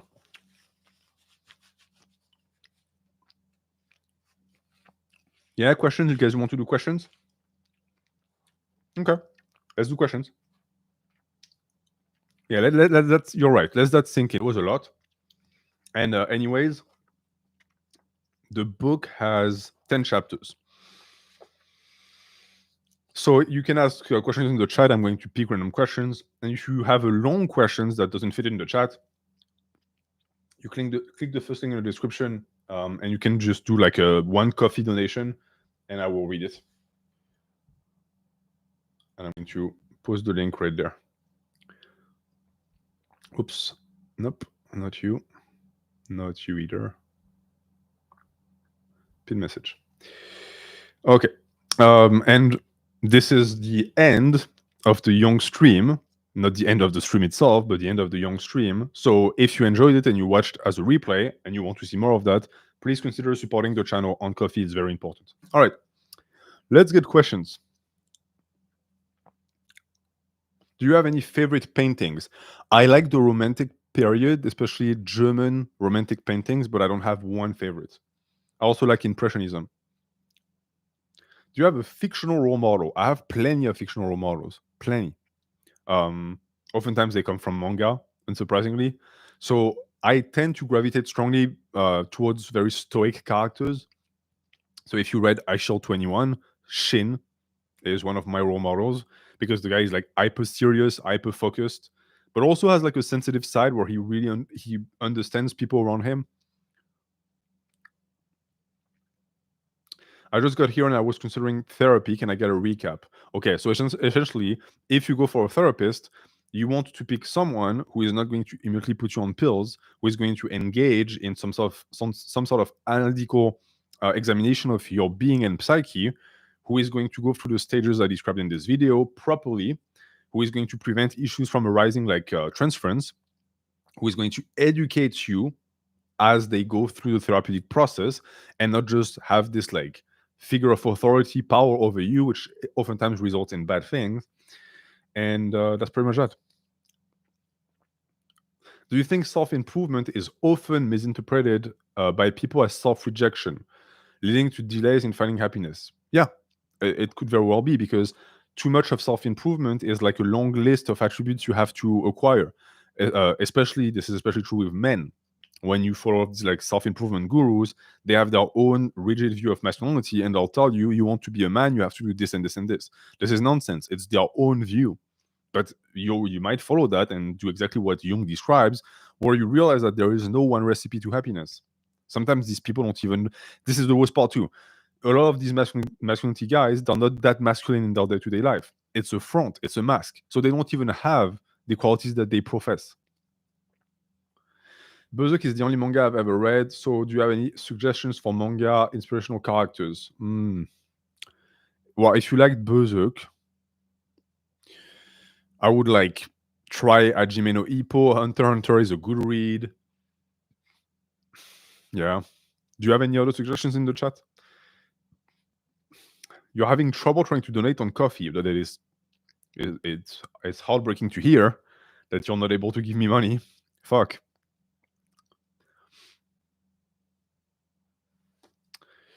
What books on Jung have you read? Oh, I fucked my book a bit. I read this one, and I read I don't remember the name. It'll come to me.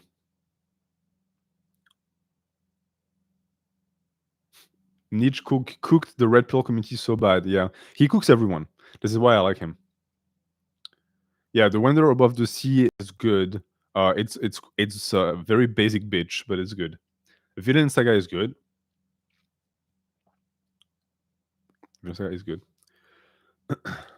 How do you personally deal with narcissistic people? I cut them off. There is no dealing with them. And like it's an energy sink and a time sink. Cut them off. These people are parasites.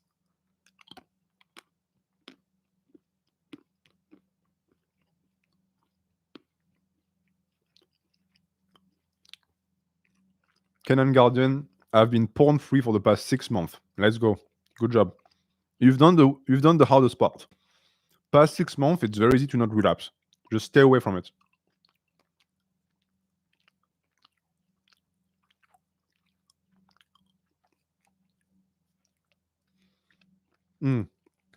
Vagabond is good, but I cannot really recommend it because I've never read it.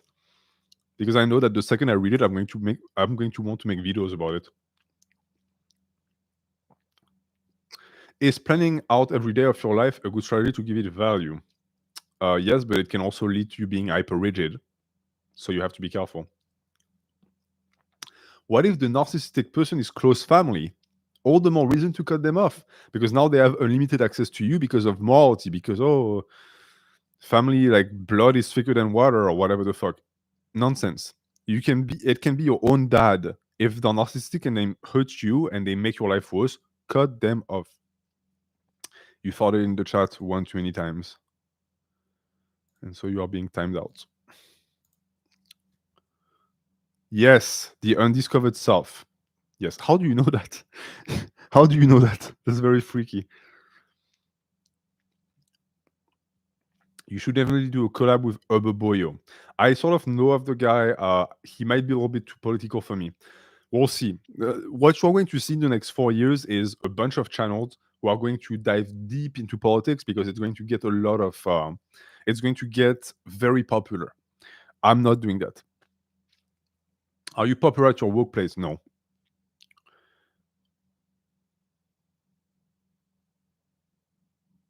I somehow have a copy of Beyond Good and Evil. I've never read philosophy, but would it be worth my time to read it before anything? Or read Stoicism first? I always recommend reading Stoicism because it's a good introduction.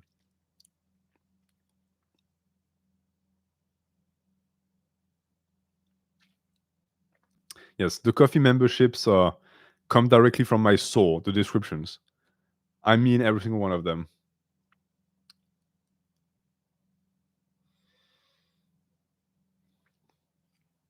Schopenhauer and Educated Barbarian. Schopenhauer will make an appearance on the channel very soon because I'm going to talk about his philosophy in relation to incels. Well, French people are so good at roasting because we're naturally mean. Have you ever been really tight for cash? No. I've been very fortunate that I never have been in a position of financial misery. I've been poor. Like when I was in grad school, I lived with $700 a month, but I lived. I had a house, I had a room, I had a bed, I had a fridge, and I had food. So I was good. Do you read or answer coffee messages outside of streams? Yes. Yes, because now, well, going forward, I'm trying to make it so that the coffee page becomes my main source of income. And so I do program reviews and I do physics reviews on the coffee page from the people who donate. So yes, I answer the messages because that's just one of the services that I provide now. And going forward, I think that most of more and more the coffee page is going to become very relevant. So I would highly recommend, if you haven't yet, to pledge a membership. Can confirm I talked to 2 French women in a bar in Cologne once. They destroyed every aspect of me. Yeah, they're mean. Are very mean. But it's a test. French women do that to see if you resist and push back, and if you do, you become attractive. You are almost a coach now. I'm trying to figure out a way to break the model of coaching that I see. I want to offer something different, but that's all a bit of a teaser for what is going to come in December. How much money do you make from this business? I'm not going to talk about numbers. Not enough, unfortunately. Do you ever think of creating a Discord? No, because see, any and everything that I will do for the coffee page, I want to make sure that it stays in line with my principles.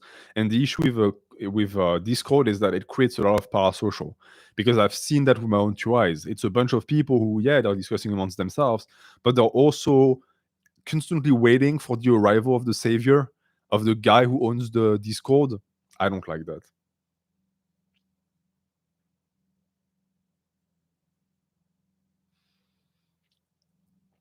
Some applesauce.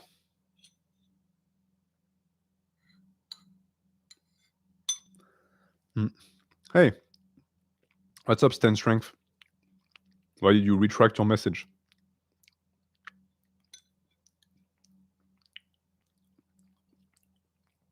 What do you think of making art as a means for exploring the shadow? I think this is the best way to do it as a community. This is why stories like Berserk are so popular. It's because it's Miura who is exploring the shadows of humanity. What is the philosophy of chat farters? They're the lowest of the trolls.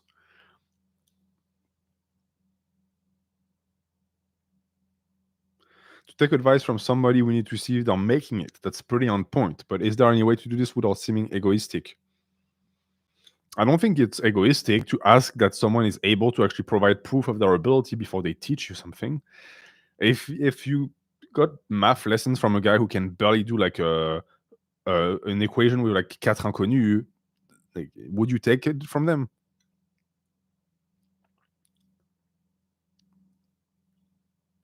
Will people succumb to consumerism and end up wasting their lives on media? I don't think it's even consumerism at this point. It's escapism. There are so many opportunities to not live your life and to just escape your responsibilities nowadays that I understand why so many people actually just lean into it, because it's fucking everywhere and no one talks about it because everyone makes money off of it. How do oh my god, your sentence gave me an aneurysm. What do you think about transhumanism? Oh, that's an interesting question. I'm not a fan because to me it's a form of escapism. I do not think that we are at a point of our development where we need technological enhancements. I think that there is so much the human potential with just our current biology and psyche, as demonstrated by Jung, that before we jump onto like advancements with machines, we need to like 100% optimize this first. If one of the best ways to improve is hang out with excellent people, how do you become friends when you're not really there yet? Because that's normal. It's normal to have an asymmetry in your relations. You're not always going to hang out with people who are at your exact level of excellence. You might hang out with people who are more mediocre than you and are going to use you to progress. And you will need to hang out with quote unquote big brothers or sisters who are better than you. And if they are doing and fulfilling their role as an educator and human, they should extend the hand. That is how we grow. Have you ever dealt with any friends who've expressed extreme envy in the event of you starting to better yourself? Yes. Yes, most of my male friends when I was 16, 17 and I started to become buff started to resent me for it because I started getting a lot of attention from women. When you have the QD of the class who touches your bicep and is like, "Oh, your arms are getting bigger," every other dude in the class looks at you with daggers in their eyes because they're like, "Fuck that guy," because he's going to get the favors of the woman that everyone wants. But that's what it means to become better than average. Average people don't like it because you make them feel bad for them about themselves. Thought on medical doctors. You think it is worth becoming one? I think so. Actually, I have a close acquaintance that goes to my gym who is a natural bodybuilder, incredible physique, and the guy is training to become a medical practitioner. And he shared with me his fears about AI replacing doctors. And I told him that that would never happen because what people seek in a doctor is not the diagnosis; it's the human reassurance. And a machine is never going to be able to replace that. If it could, people would just look up their symptoms on Doctissimo and they'd be done with it. How do you cope with being a mathlete? I suffer from it every single day.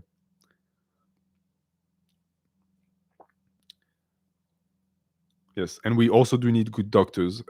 Like I spent a lot of time in French hospitals because of family members being sick. Wow, the quality of the doctors available, I shit you not.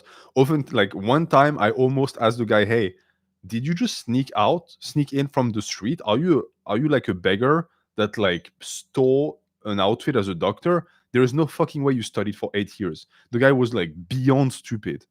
Do you hate gambling? I don't hate gambling. I don't do it because it's horribly toxic. And I think that the fact that now there are ads for gambling everywhere for everything is horrible. It's also pushed on kids. There are gambling streamers on Twitch who stream for kids. NH PayPal is not available in my country. I cannot be a permanent coffee member. Any solution? If you're really that dedicated, you can do monthly donations. That's like a membership. But if you don't have PayPal, I understand. Do you have any inspirational historical figures you look up to? Well, a lot of African revolutionaries, I think, are very interesting. The ones that actually fought for their people and didn't just do it for their own advancement and money. A painter you look up to. Hmm. A painter you look up to. Cézanne, I would say. I love the colors that he uses. Fan meet up when it would be random. I will never be like, let's meet at this part of the wood at that time. But if you see me in real life, come up to me. It happened one time. Do I plan to do another video on Mishima? Yes, I'm still figuring out if we're going to do a Mishima stream or a Mishima video. Have you read Welbeck? Yes. There's actually one book that I want to maybe cover on the channel. Thoughts on absurdism. It probably is the most misinterpreted philosophy out there, worse than nihilism and worse than stoicism. It's my favorite type of theater literature. It's actually the only type of theater that I like to read. Right. Let's see if we have questions on the coffee page. Boom. Very chill stream today. I like it compared to last time, which was very hectic. Very, very hectic. Okay. Let's see. Okay. We do not have questions. Very good. Let's keep looking at the chat. What are your tips to stay productive when tired? To rest. If you're tired, it means that you have been productive for too long. It's okay to rest. Are we allowed to hug you if we see you in real life? I will be the judge of that once I see what you look like and your level of hygiene too. Why are Parisians so cold? Because Paris it's a cemetery. If you're not cold, you get eaten alive. The amount of people who run scams in Paris that will come up to you, and for Persian women, they get harassed on a daily basis, so they have to be cold. Will you watch UFC today? I always check the card, and like for the past 5 or 6 cards, I didn't see anything interesting, so I didn't watch it. Do you think leaning or more into communism could solve some of the societal problems we have right now? I wouldn't say communism, I would say Marxist theory. Some people would argue that it's the same thing. I don't think it is. I'm not quite at the point where I want to do away with capitalism entirely.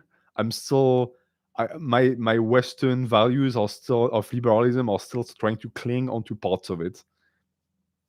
Will you do something on the hero with a thousand faces? In a sense, I already did. I made a video about Grapplebacki and masculinity, which was essentially like a hidden video about the hero with a thousand faces. Went to Paris once, got scammed by a rickshaw driver, and got food poisoning. Yeah, that sounds about right. Do you know anything about Thomas Sankara? Well, he's one of such African revolutionaries that I deeply respect. And unsurprisingly, he got killed because he was fighting for his people. Why do you think Nietzsche was so obsessed with cleanliness, pure air, smells, and entrails? Because he had, I think his understanding of vitality was one that was also conducive to the environment. And he makes that point very scarce, very briefly in Beyond Good and Evil, where he explains that people who live in environments that are deeply polluted and like full of smog tend to themselves become polluted and full of smog. I tried reading Thus Spoke Zarathustra. I didn't like it at all because that's the book you should end with. You should never start your niche journey with that. Never. But unfortunately, a bunch of philosophy content creators recommend that book. What non-fitness content do you watch on YouTube? I watch a bunch of stuff about cryptids, anything related to Bigfoot. I love Bob Gimlin. For anyone who is subscribed to him, my favorite channel by far. I watch stuff about like mysteries, so like bedtime story. I watch a lot of things about the natural world, so documentaries. I love documentaries.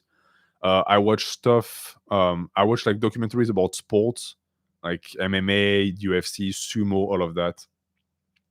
Do you watch Wendigoon? I watched him at the start of his like rise, and there are a few of his videos that I really liked.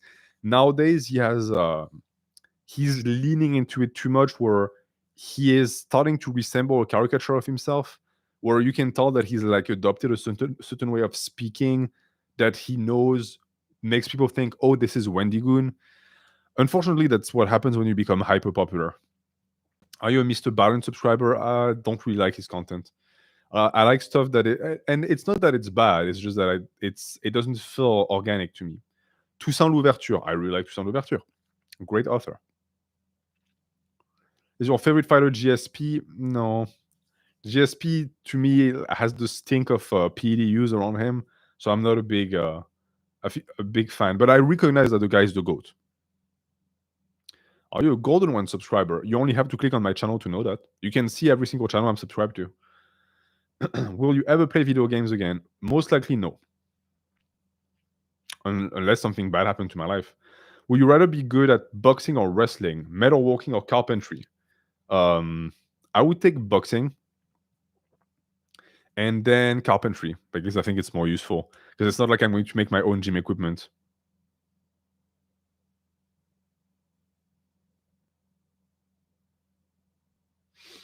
What do you think about overdependence of people on ChatGPT? It kills pondering when writing. I use it myself, but I don't know. I would personally never use it because it's the death of creativity. This is the thing with AI. It's not that AI is going to take over. It's that it's going to make humanity dumber as a whole because we're going to become hyper dependent on it. I thought you were doing a dream analysis this week. No, I will tell you when I do. And by the way, for the 200 people who are on the channel right now watching, do a dream journal because the day I call for the dream analysis stream, you have to be ready with your dreams. Do you work in AI? I used to. I'm not materialistic, but I could get much more money than I do now. Where do I draw the line between making enough to provide and travel and giving away my life in exchange for money? My take in life is get just enough to be able to pay the bills, have some savings, have a comfortable life, and that's it. Anything more is just going to snowball and becomes a slippery slope. Because when is enough enough? With money, the truth is that it's never enough. Look at the amount of people who have millions, billions, and they still want more. For what? They can't even use it. It's ridiculous. It's the pursuit of material goods just for the sake of fulfilling a void in the spirit. I'm just saying that, but keep in mind that this mindset is making my life very difficult. I wish I was more money oriented. It's just that I detest it. How to get better at remembering your dreams? You can't really do that. Just have a dream journal next to your bed, and when you wake up, write it down.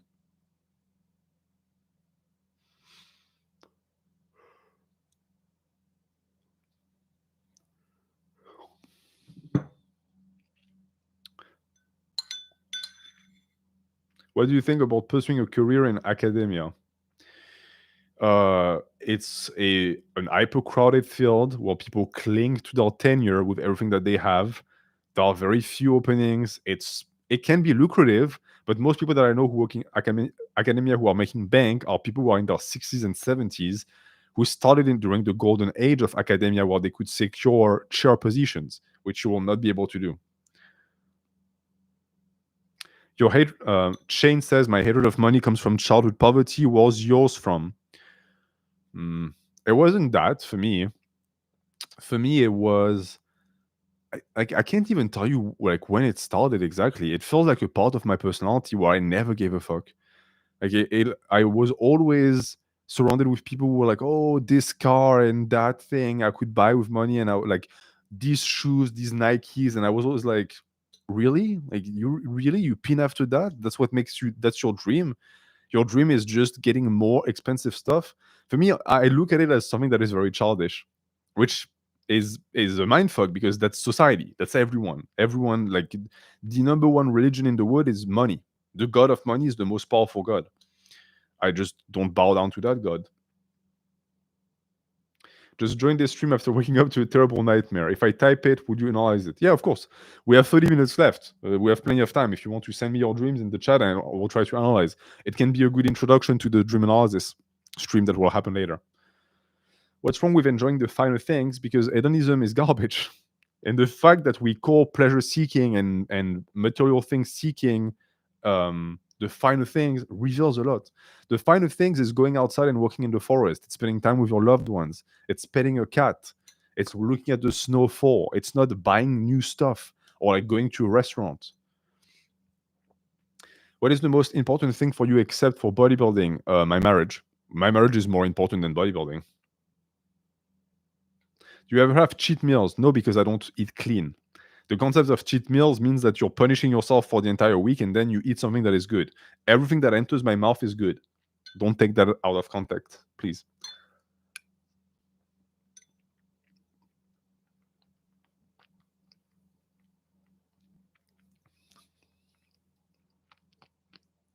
Do you read many philosophy books at the same time? Right now, I'm rereading Jung. I'm reading a book on Black Power, so more of a Marxist vibe, and I'm reading something about like therapy. So yeah, I like to switch. I don't have to focus on one book at a time. And with manga, it's even worse. I read several mangas at a time. Could you comfortably live with yourself if you lost all of your gains tomorrow? No. But the good thing is that if I lost them, I know that I can get them back.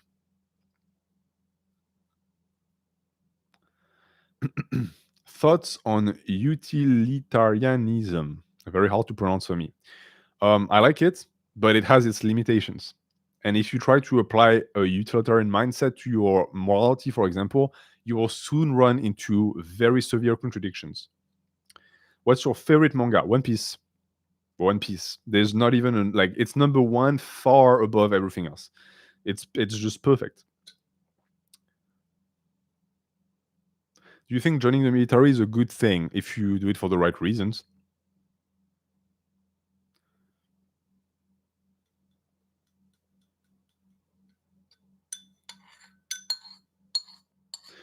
I do hard manual labor for work and train judo twice a week. I'm plenty strong, but my physique is shit. And I would like to start lifting. Do you have any tips? Yeah, start with a 2 times a week program, 45 minutes. You do 2 compound movements, 3 isolations, and that should be plenty to make gains. Why did you not go into a career in psychology? Because c'est ce qu'on appelle un débouché pourri en français. It's a third world. There's way too many fucking people. At least in France, it's like I can't tell you the numbers, but there's a ridiculous amount of people who pursue psychology as a career, and there's not enough jobs. Do you think One Piece will ever end or Oda Gang forever? It's very sad to say, but I think it's going to end sooner than we think because Oda is clearly getting tired. Like he gave too much to One Piece. So I hope he's going to wrap it up in the next 3 years. Knowing him, it's going to be the next 5 years, but he needs to stop. He needs to stop because if he dies before the end of One Piece, we're all going to be shattered. What's your opinion on post bench for hypertrophy? I think it's good. It's better than touch and go. Yeah, I started reading One Piece when I was 11. It's been 20 years. A strong mind and a strong body are connected, but what about people with big bodies and toxic personalities? What's wrong with them? Well, it's because the connection between the two is not that logical. Right? You can be a horrible person and be beautiful, for example. You can have developed your body for the wrong reasons. Some men are bullies and they want more power to be stronger bullies. So they grow bigger muscles or they go into martial arts. These people are fairly rare because oftentimes they don't last. They get rejected by the group. Thoughts on training splits? Yes, they're important. I've had dreams about tsunamis where I'm more excited than scared. Analysis? Well, we had an example of that with Jung, with someone who climbs a mountain and is excited even though they're in danger. It might be your unconscious trying to warn you that you have a tendency to be danger seeking. And in that case, we have to look at the tsunami as a symbol. What is the tsunami a symbol of? It could be the sudden arrival of chaos. It could be a destructive force. What rate of weight gain do you recommend for a lean bulk? Is 1.5 pounds a month good? Yeah, it's very slow. Some people will tell you that it's impossible to know you're progressing. I think it is.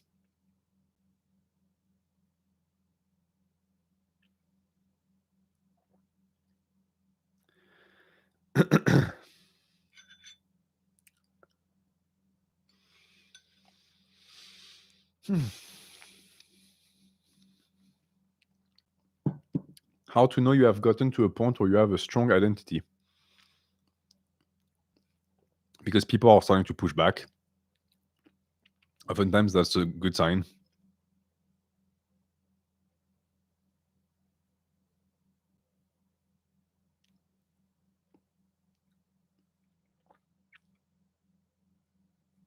What do you think about constantly listening to music?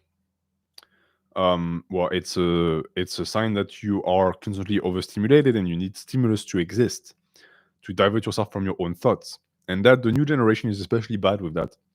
Young people with like their headphones, but in a sense, my generation was also like that.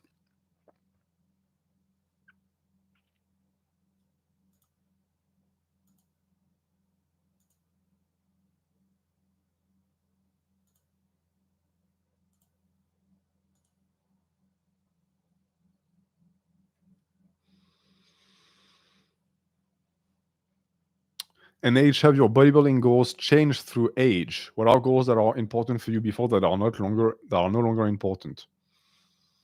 They haven't really changed. I have some muscles that I want to build up more, but stuff like leanness, for example, I never gave a fuck about being lean back then, and I still don't give a fuck about being lean now.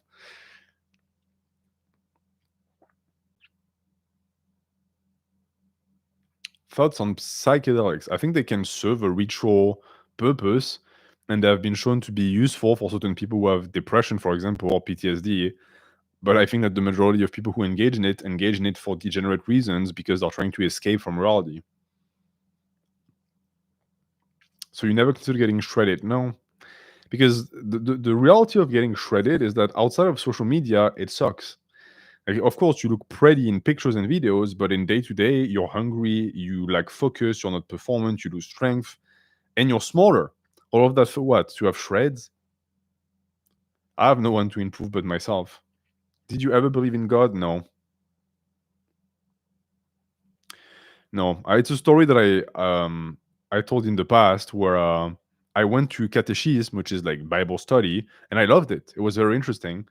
But I looked at it as I looked at it as something that was disconnected from the faith, meaning that to me, I was already looking at it as something like a media, something that would teach me more about myself and the world, and not something that was like to be followed. Like these were not teachings to me, and I was like clearly expressing that, and my teachers fucking hated it. So I was like, okay, well, that's what I make of it. I'm sorry, I haven't received the Holy Spirit yet, but like it never happened. Even when we went to church, I was like, okay, I can understand why we're doing this. It's performative, but I'm not getting it deep down because I don't have the faith.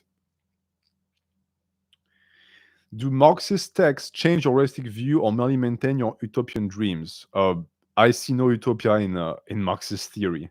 I just see the finger pointed out at a system that is currently imploding and trying to find solutions to it. So it doesn't even really change your realistic view. It just opens your eyes and gives you solutions.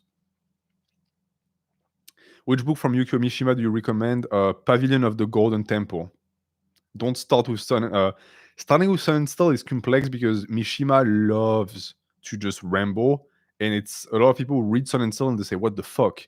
Because the portions about self improvement are hidden within all of that rambling. Living in the city, suburb, or a rural area, which is your preference and why? I like the city suburb because the suburb in America is the equivalent of the countryside in France. Ooh la la.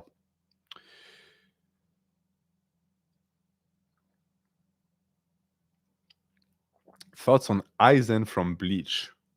Apparently, it was based on the Übermensch. Well, yeah. There's a when he gets captured, quote unquote, and put in prison, he has a very interesting quote that I don't like recall exactly, but he essentially says that the reason why he did all of this was because not because he was trying to become a god, but because he was trying to test his own strength to see if anyone would oppose him becoming a god, and that's exactly what happened with Ichigo. And that's what the Übermensch is. The Übermensch is someone who is trying to surpass himself and become more than human, but the realization oftentimes is that by doing that, he just becomes human. He's brought back to his own humanity. NH share unnoticed psyops. Well, I'm going to share the ones that won't get the channel canned. I don't know if you've noticed. I hope you have because it's quite obvious. But the way movies promote themselves nowadays is no longer via television or commercials. Now they do something that is known as viral marketing campaigns, where they go on social media, they pay specific influencers to promote the movie in a way that is indirect, and that is how it becomes popular. So the earliest example of that I can recall is Birdcage. There was a Netflix only show, and a bunch of memes started to come out about the show before it even came out, with like screens of the show. And back then I was like, oh, these people are paid to do that, to promote the show. And I was looking around and no one was seeing it. And it was very funny because the show was not that good. But it got very popular because the goodness of the product is completely disconnected from how much money it makes in the box office. Then you have naturally the Barbie movie, where it was insane the amount of viral marketing campaigns going on, with a bunch of people being paid. But the beautiful thing about these campaigns is that they tend to be less expensive than the regular means of promotion, because you pay a group of people to create memes and to create media about the movie to excite interest. And then once that group is paid, other people are going to copy these memes even though they are not paid. They do it for free. They don't realize that they're part of the promotion and they work for you for free. So that's why this method is so smart. But it doesn't always work. They tried to do that with the last Fast and Furious, with the family meme, and it tanked.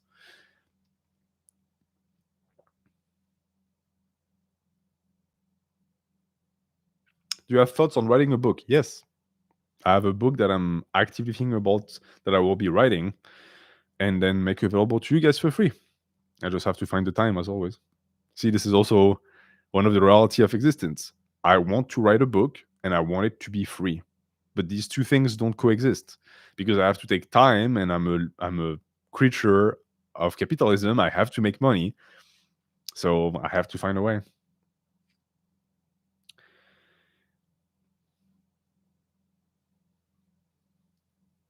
What percent of memes do you think are psyops? A lot of them. especially the political ones. What do you think is the most important thing for a man to self-improve? And what do you think are just scams? Anything where you're told to purchase something is a scam, straight up. Anyone who tells you that you need material possessions like a car or like a watch to be more of a man or to improve is a scam. And I always recommend the spiritual route. External things don't matter. Did you watch Arcane? Not yet. Salut, papara.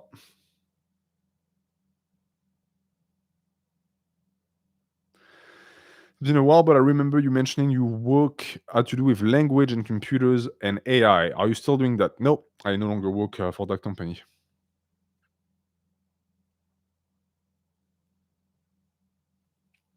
Have you ever read Crime and Punishment? Yes.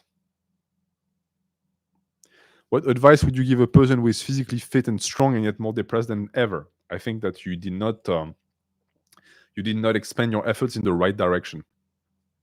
You need to focus on the spiritual.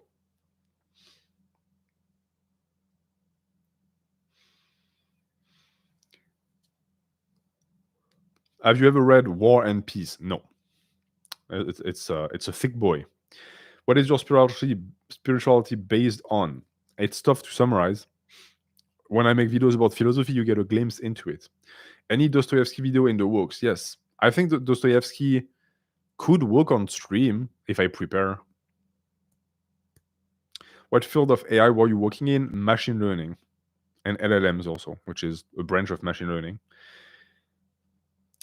Opinion on 4chan, a waste of time. And I speak as someone who spent close to a decade on it.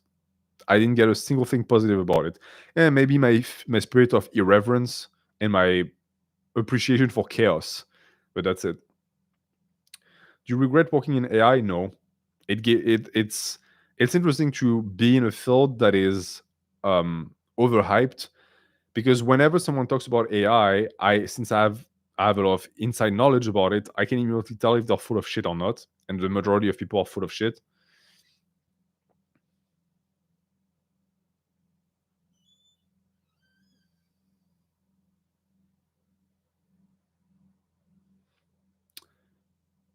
Have you read White Knights from Dostoevsky? No, I read Demons, and I read the book that I mentioned previously.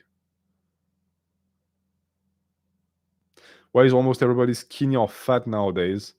Because both of them are the results of a lack of physical activity and discipline. And since the majority of people are not disciplined, you get the natural consequence. Favorite movie of all time? Watchmen, I think. I understand that Zack Snyder's filmography is pretty barbaric and like low bro for a lot of people, but I like it. Do you enjoy taking advantage of people? No. I think people who are like this are sociopaths and psychopaths.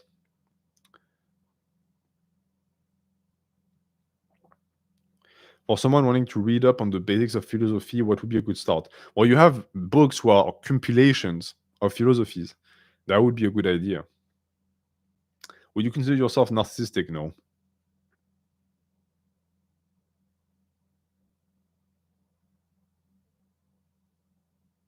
Do you think you'd see yourself make an audiobook of you reading books for the channel? I don't know how popular that would be, to be honest. Do you like guns? I don't like them, but they're necessary. What do you think of Rorschach and Ozymandias characters? They're very interesting because Ozymandias is someone who is the archetypal, cynical, calculating, cold character who is able to look past morality and realize that by killing a few million people, he can save the planet. And so he does it. And some people say, well, that's still evil. Yeah, but without him, there is no humanity left. And Rorschach he's an extremist. He's a radical. And you understand why he's like this is because he suffered his entire life, but because of that his outtake on humanity is pretty dark, and so he is a violent nihilist, and he's very dangerous because of that. Will you ever make a Breaking Bad video? I've never watched Breaking Bad. I'm not interested. What do you think of the current state of France? I left. I think it tells you everything that you need to know about that. How to deal with love bombing? It's funny, I had a conversation about that just yesterday with someone. I told that person that love bombing doesn't work on me because I love myself already. Love bombing really works on people who have low self-esteem and who are never loved as kids because you become addicted to that stimulus that you never received. Do you like South Park? I love South Park. I haven't watched it in years. Do you believe in psychotherapy? We just did a stream that answers that question.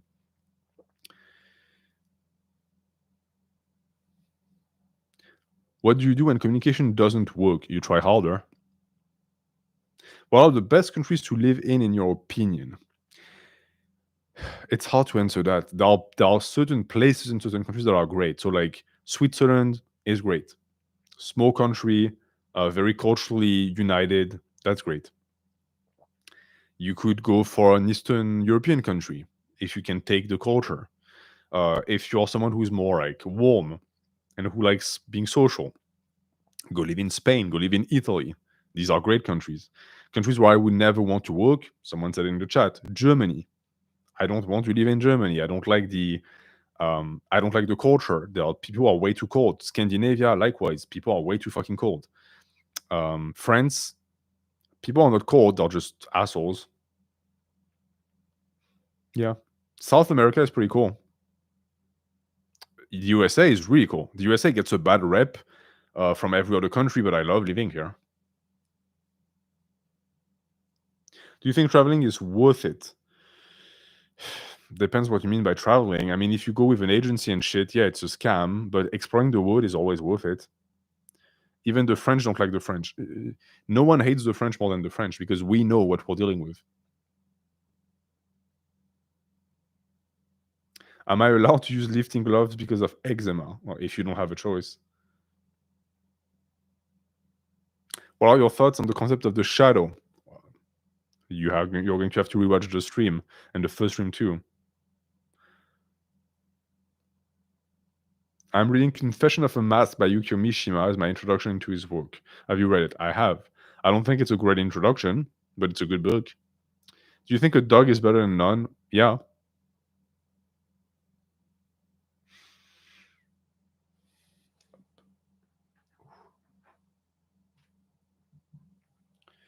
Do you gatekeep things, NH? No, but I don't make them available. I think the two are different. Gatekeeping is trying to actively discourage people from engaging in your hobbies, but n- not making them accessible to people who don't deserve that access is okay. When will be released some new anime philosophy analysis? That's a great question. I'm actually collecting manga panels right now for 2 series, so I don't know when. Thoughts on Harry Potter? I'm fascinated by Harry Potter because one, I was and so I'm a huge fanboy of the books, but it fascinates me to see the temperament and sentimentality of the average Harry Potter fan, especially in the Anglowood, where they have a weird reading of it, and it's especially true with people who like call themselves leftists and Marxists, where like they'll like point out aspects of Harry Potter and say that it's bad, and I will have a completely different understanding of it and be like, well, how is it bad? And then do you draw? No. Thoughts on Slavoj Zizek? I have yet to get into Zizek. A girl told her friend to ask my friend about me. Don't know her, only have her on Instagram. How to proceed? Reach out. She is giving you signals saying, I'm interested in you, and she will never reach out because she's a woman. So reach out. Thoughts on anime today compared to in the past? Anime in the past tended to be much more simplistic and much more masculine. And nowadays we have more complex themes, but sometimes it like verges on being like downright soft. So the past was good. We have new animes that are pretty good.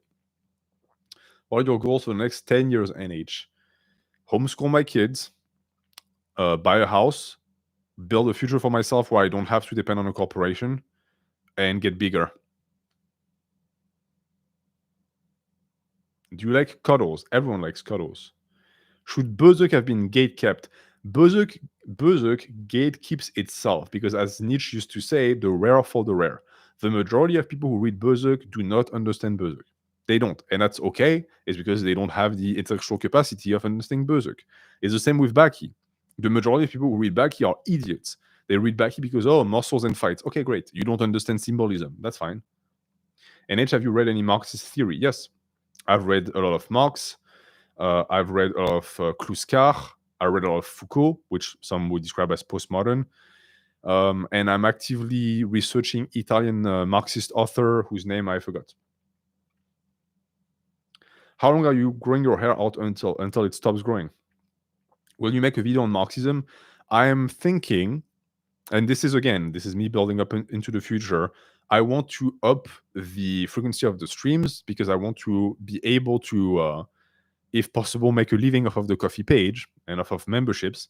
And for that, I want to produce more content for you guys. So one idea I had was a book club that would be called Left Wing Book Club. And we'll also have a right wing book club, naturally, where I would be reviewing books that no one wants to touch because they're too radical. And I would gladly do that for you guys. So you tell me if you guys are interested.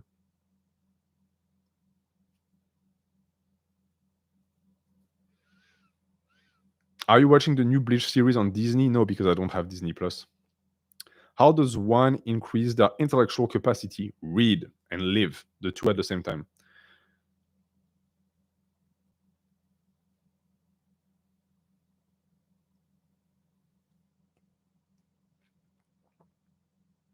I joined the book club to meet girls, which is an advice I give you guys because there's plenty of women who are intelligent in book clubs, but ended up loving the medium, and now I look forward to discussing it with peers. Yeah, book clubs are pretty fun. That would be pretty fun. And I know I'm repeating myself, but it's incredibly important. If you like philosophy and you want to see more of it, the easiest way is support the channel on Coffee. Because if we get to a point where I make a stable income from Coffee and that allows me to not do anything outside of that, you're going to get a lot more content, especially philosophy. Because, and this is the reason why, by the way, I refuse to monetize the channel, philosophy is not popular. Like these streams get 200 viewers, and I don't give a fuck. It's always already amazing to me that 200 people want to talk about philosophy. But if I start to enter a mentality of views, because that's what would get me money, then I would stop making philosophy. This is why I don't monetize the videos. But the flip side of that is that if you like philosophy and you want to see more of it, that's your responsibility on your end to make it happen. How do you respond to what is your weakness on job interviews? I tell them that I have a tendency to take over if I'm not challenged, which is true.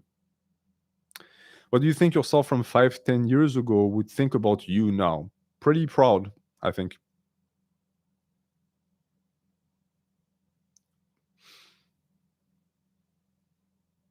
How can I work on being more vulnerable? Well, you have to first and foremost accept your own inadequacies and weaknesses, understand that they're not sins or flaws in themselves, and that hiding them is the true flaw. And then you start with yourself, and then you do what Nietzsche described, which is confession, where you open to others. And then you heal. Can I participate in your French class? I mean, if you want to take French lessons from me, you can. Like, I'm a French teacher. You just have to reach out to me on Instagram or like coffee or whatever and tell me I'm interested. And then you become a client and I teach you French. But I'm a very demanding teacher. Didn't you plan to do another Halloween special? Yes. It's the stream at the end of the month. Next stream is a program review. And then we're going to have an open stream where I'll take any questions you might have. And that includes stories. I'm going to tell you Halloween stories on that stream. How come you're so left-wing for a fitness YouTuber? Because I don't consider myself left-wing. I have a bunch of aspects of my political identity that are right-wing, and that actually got me in trouble in the past.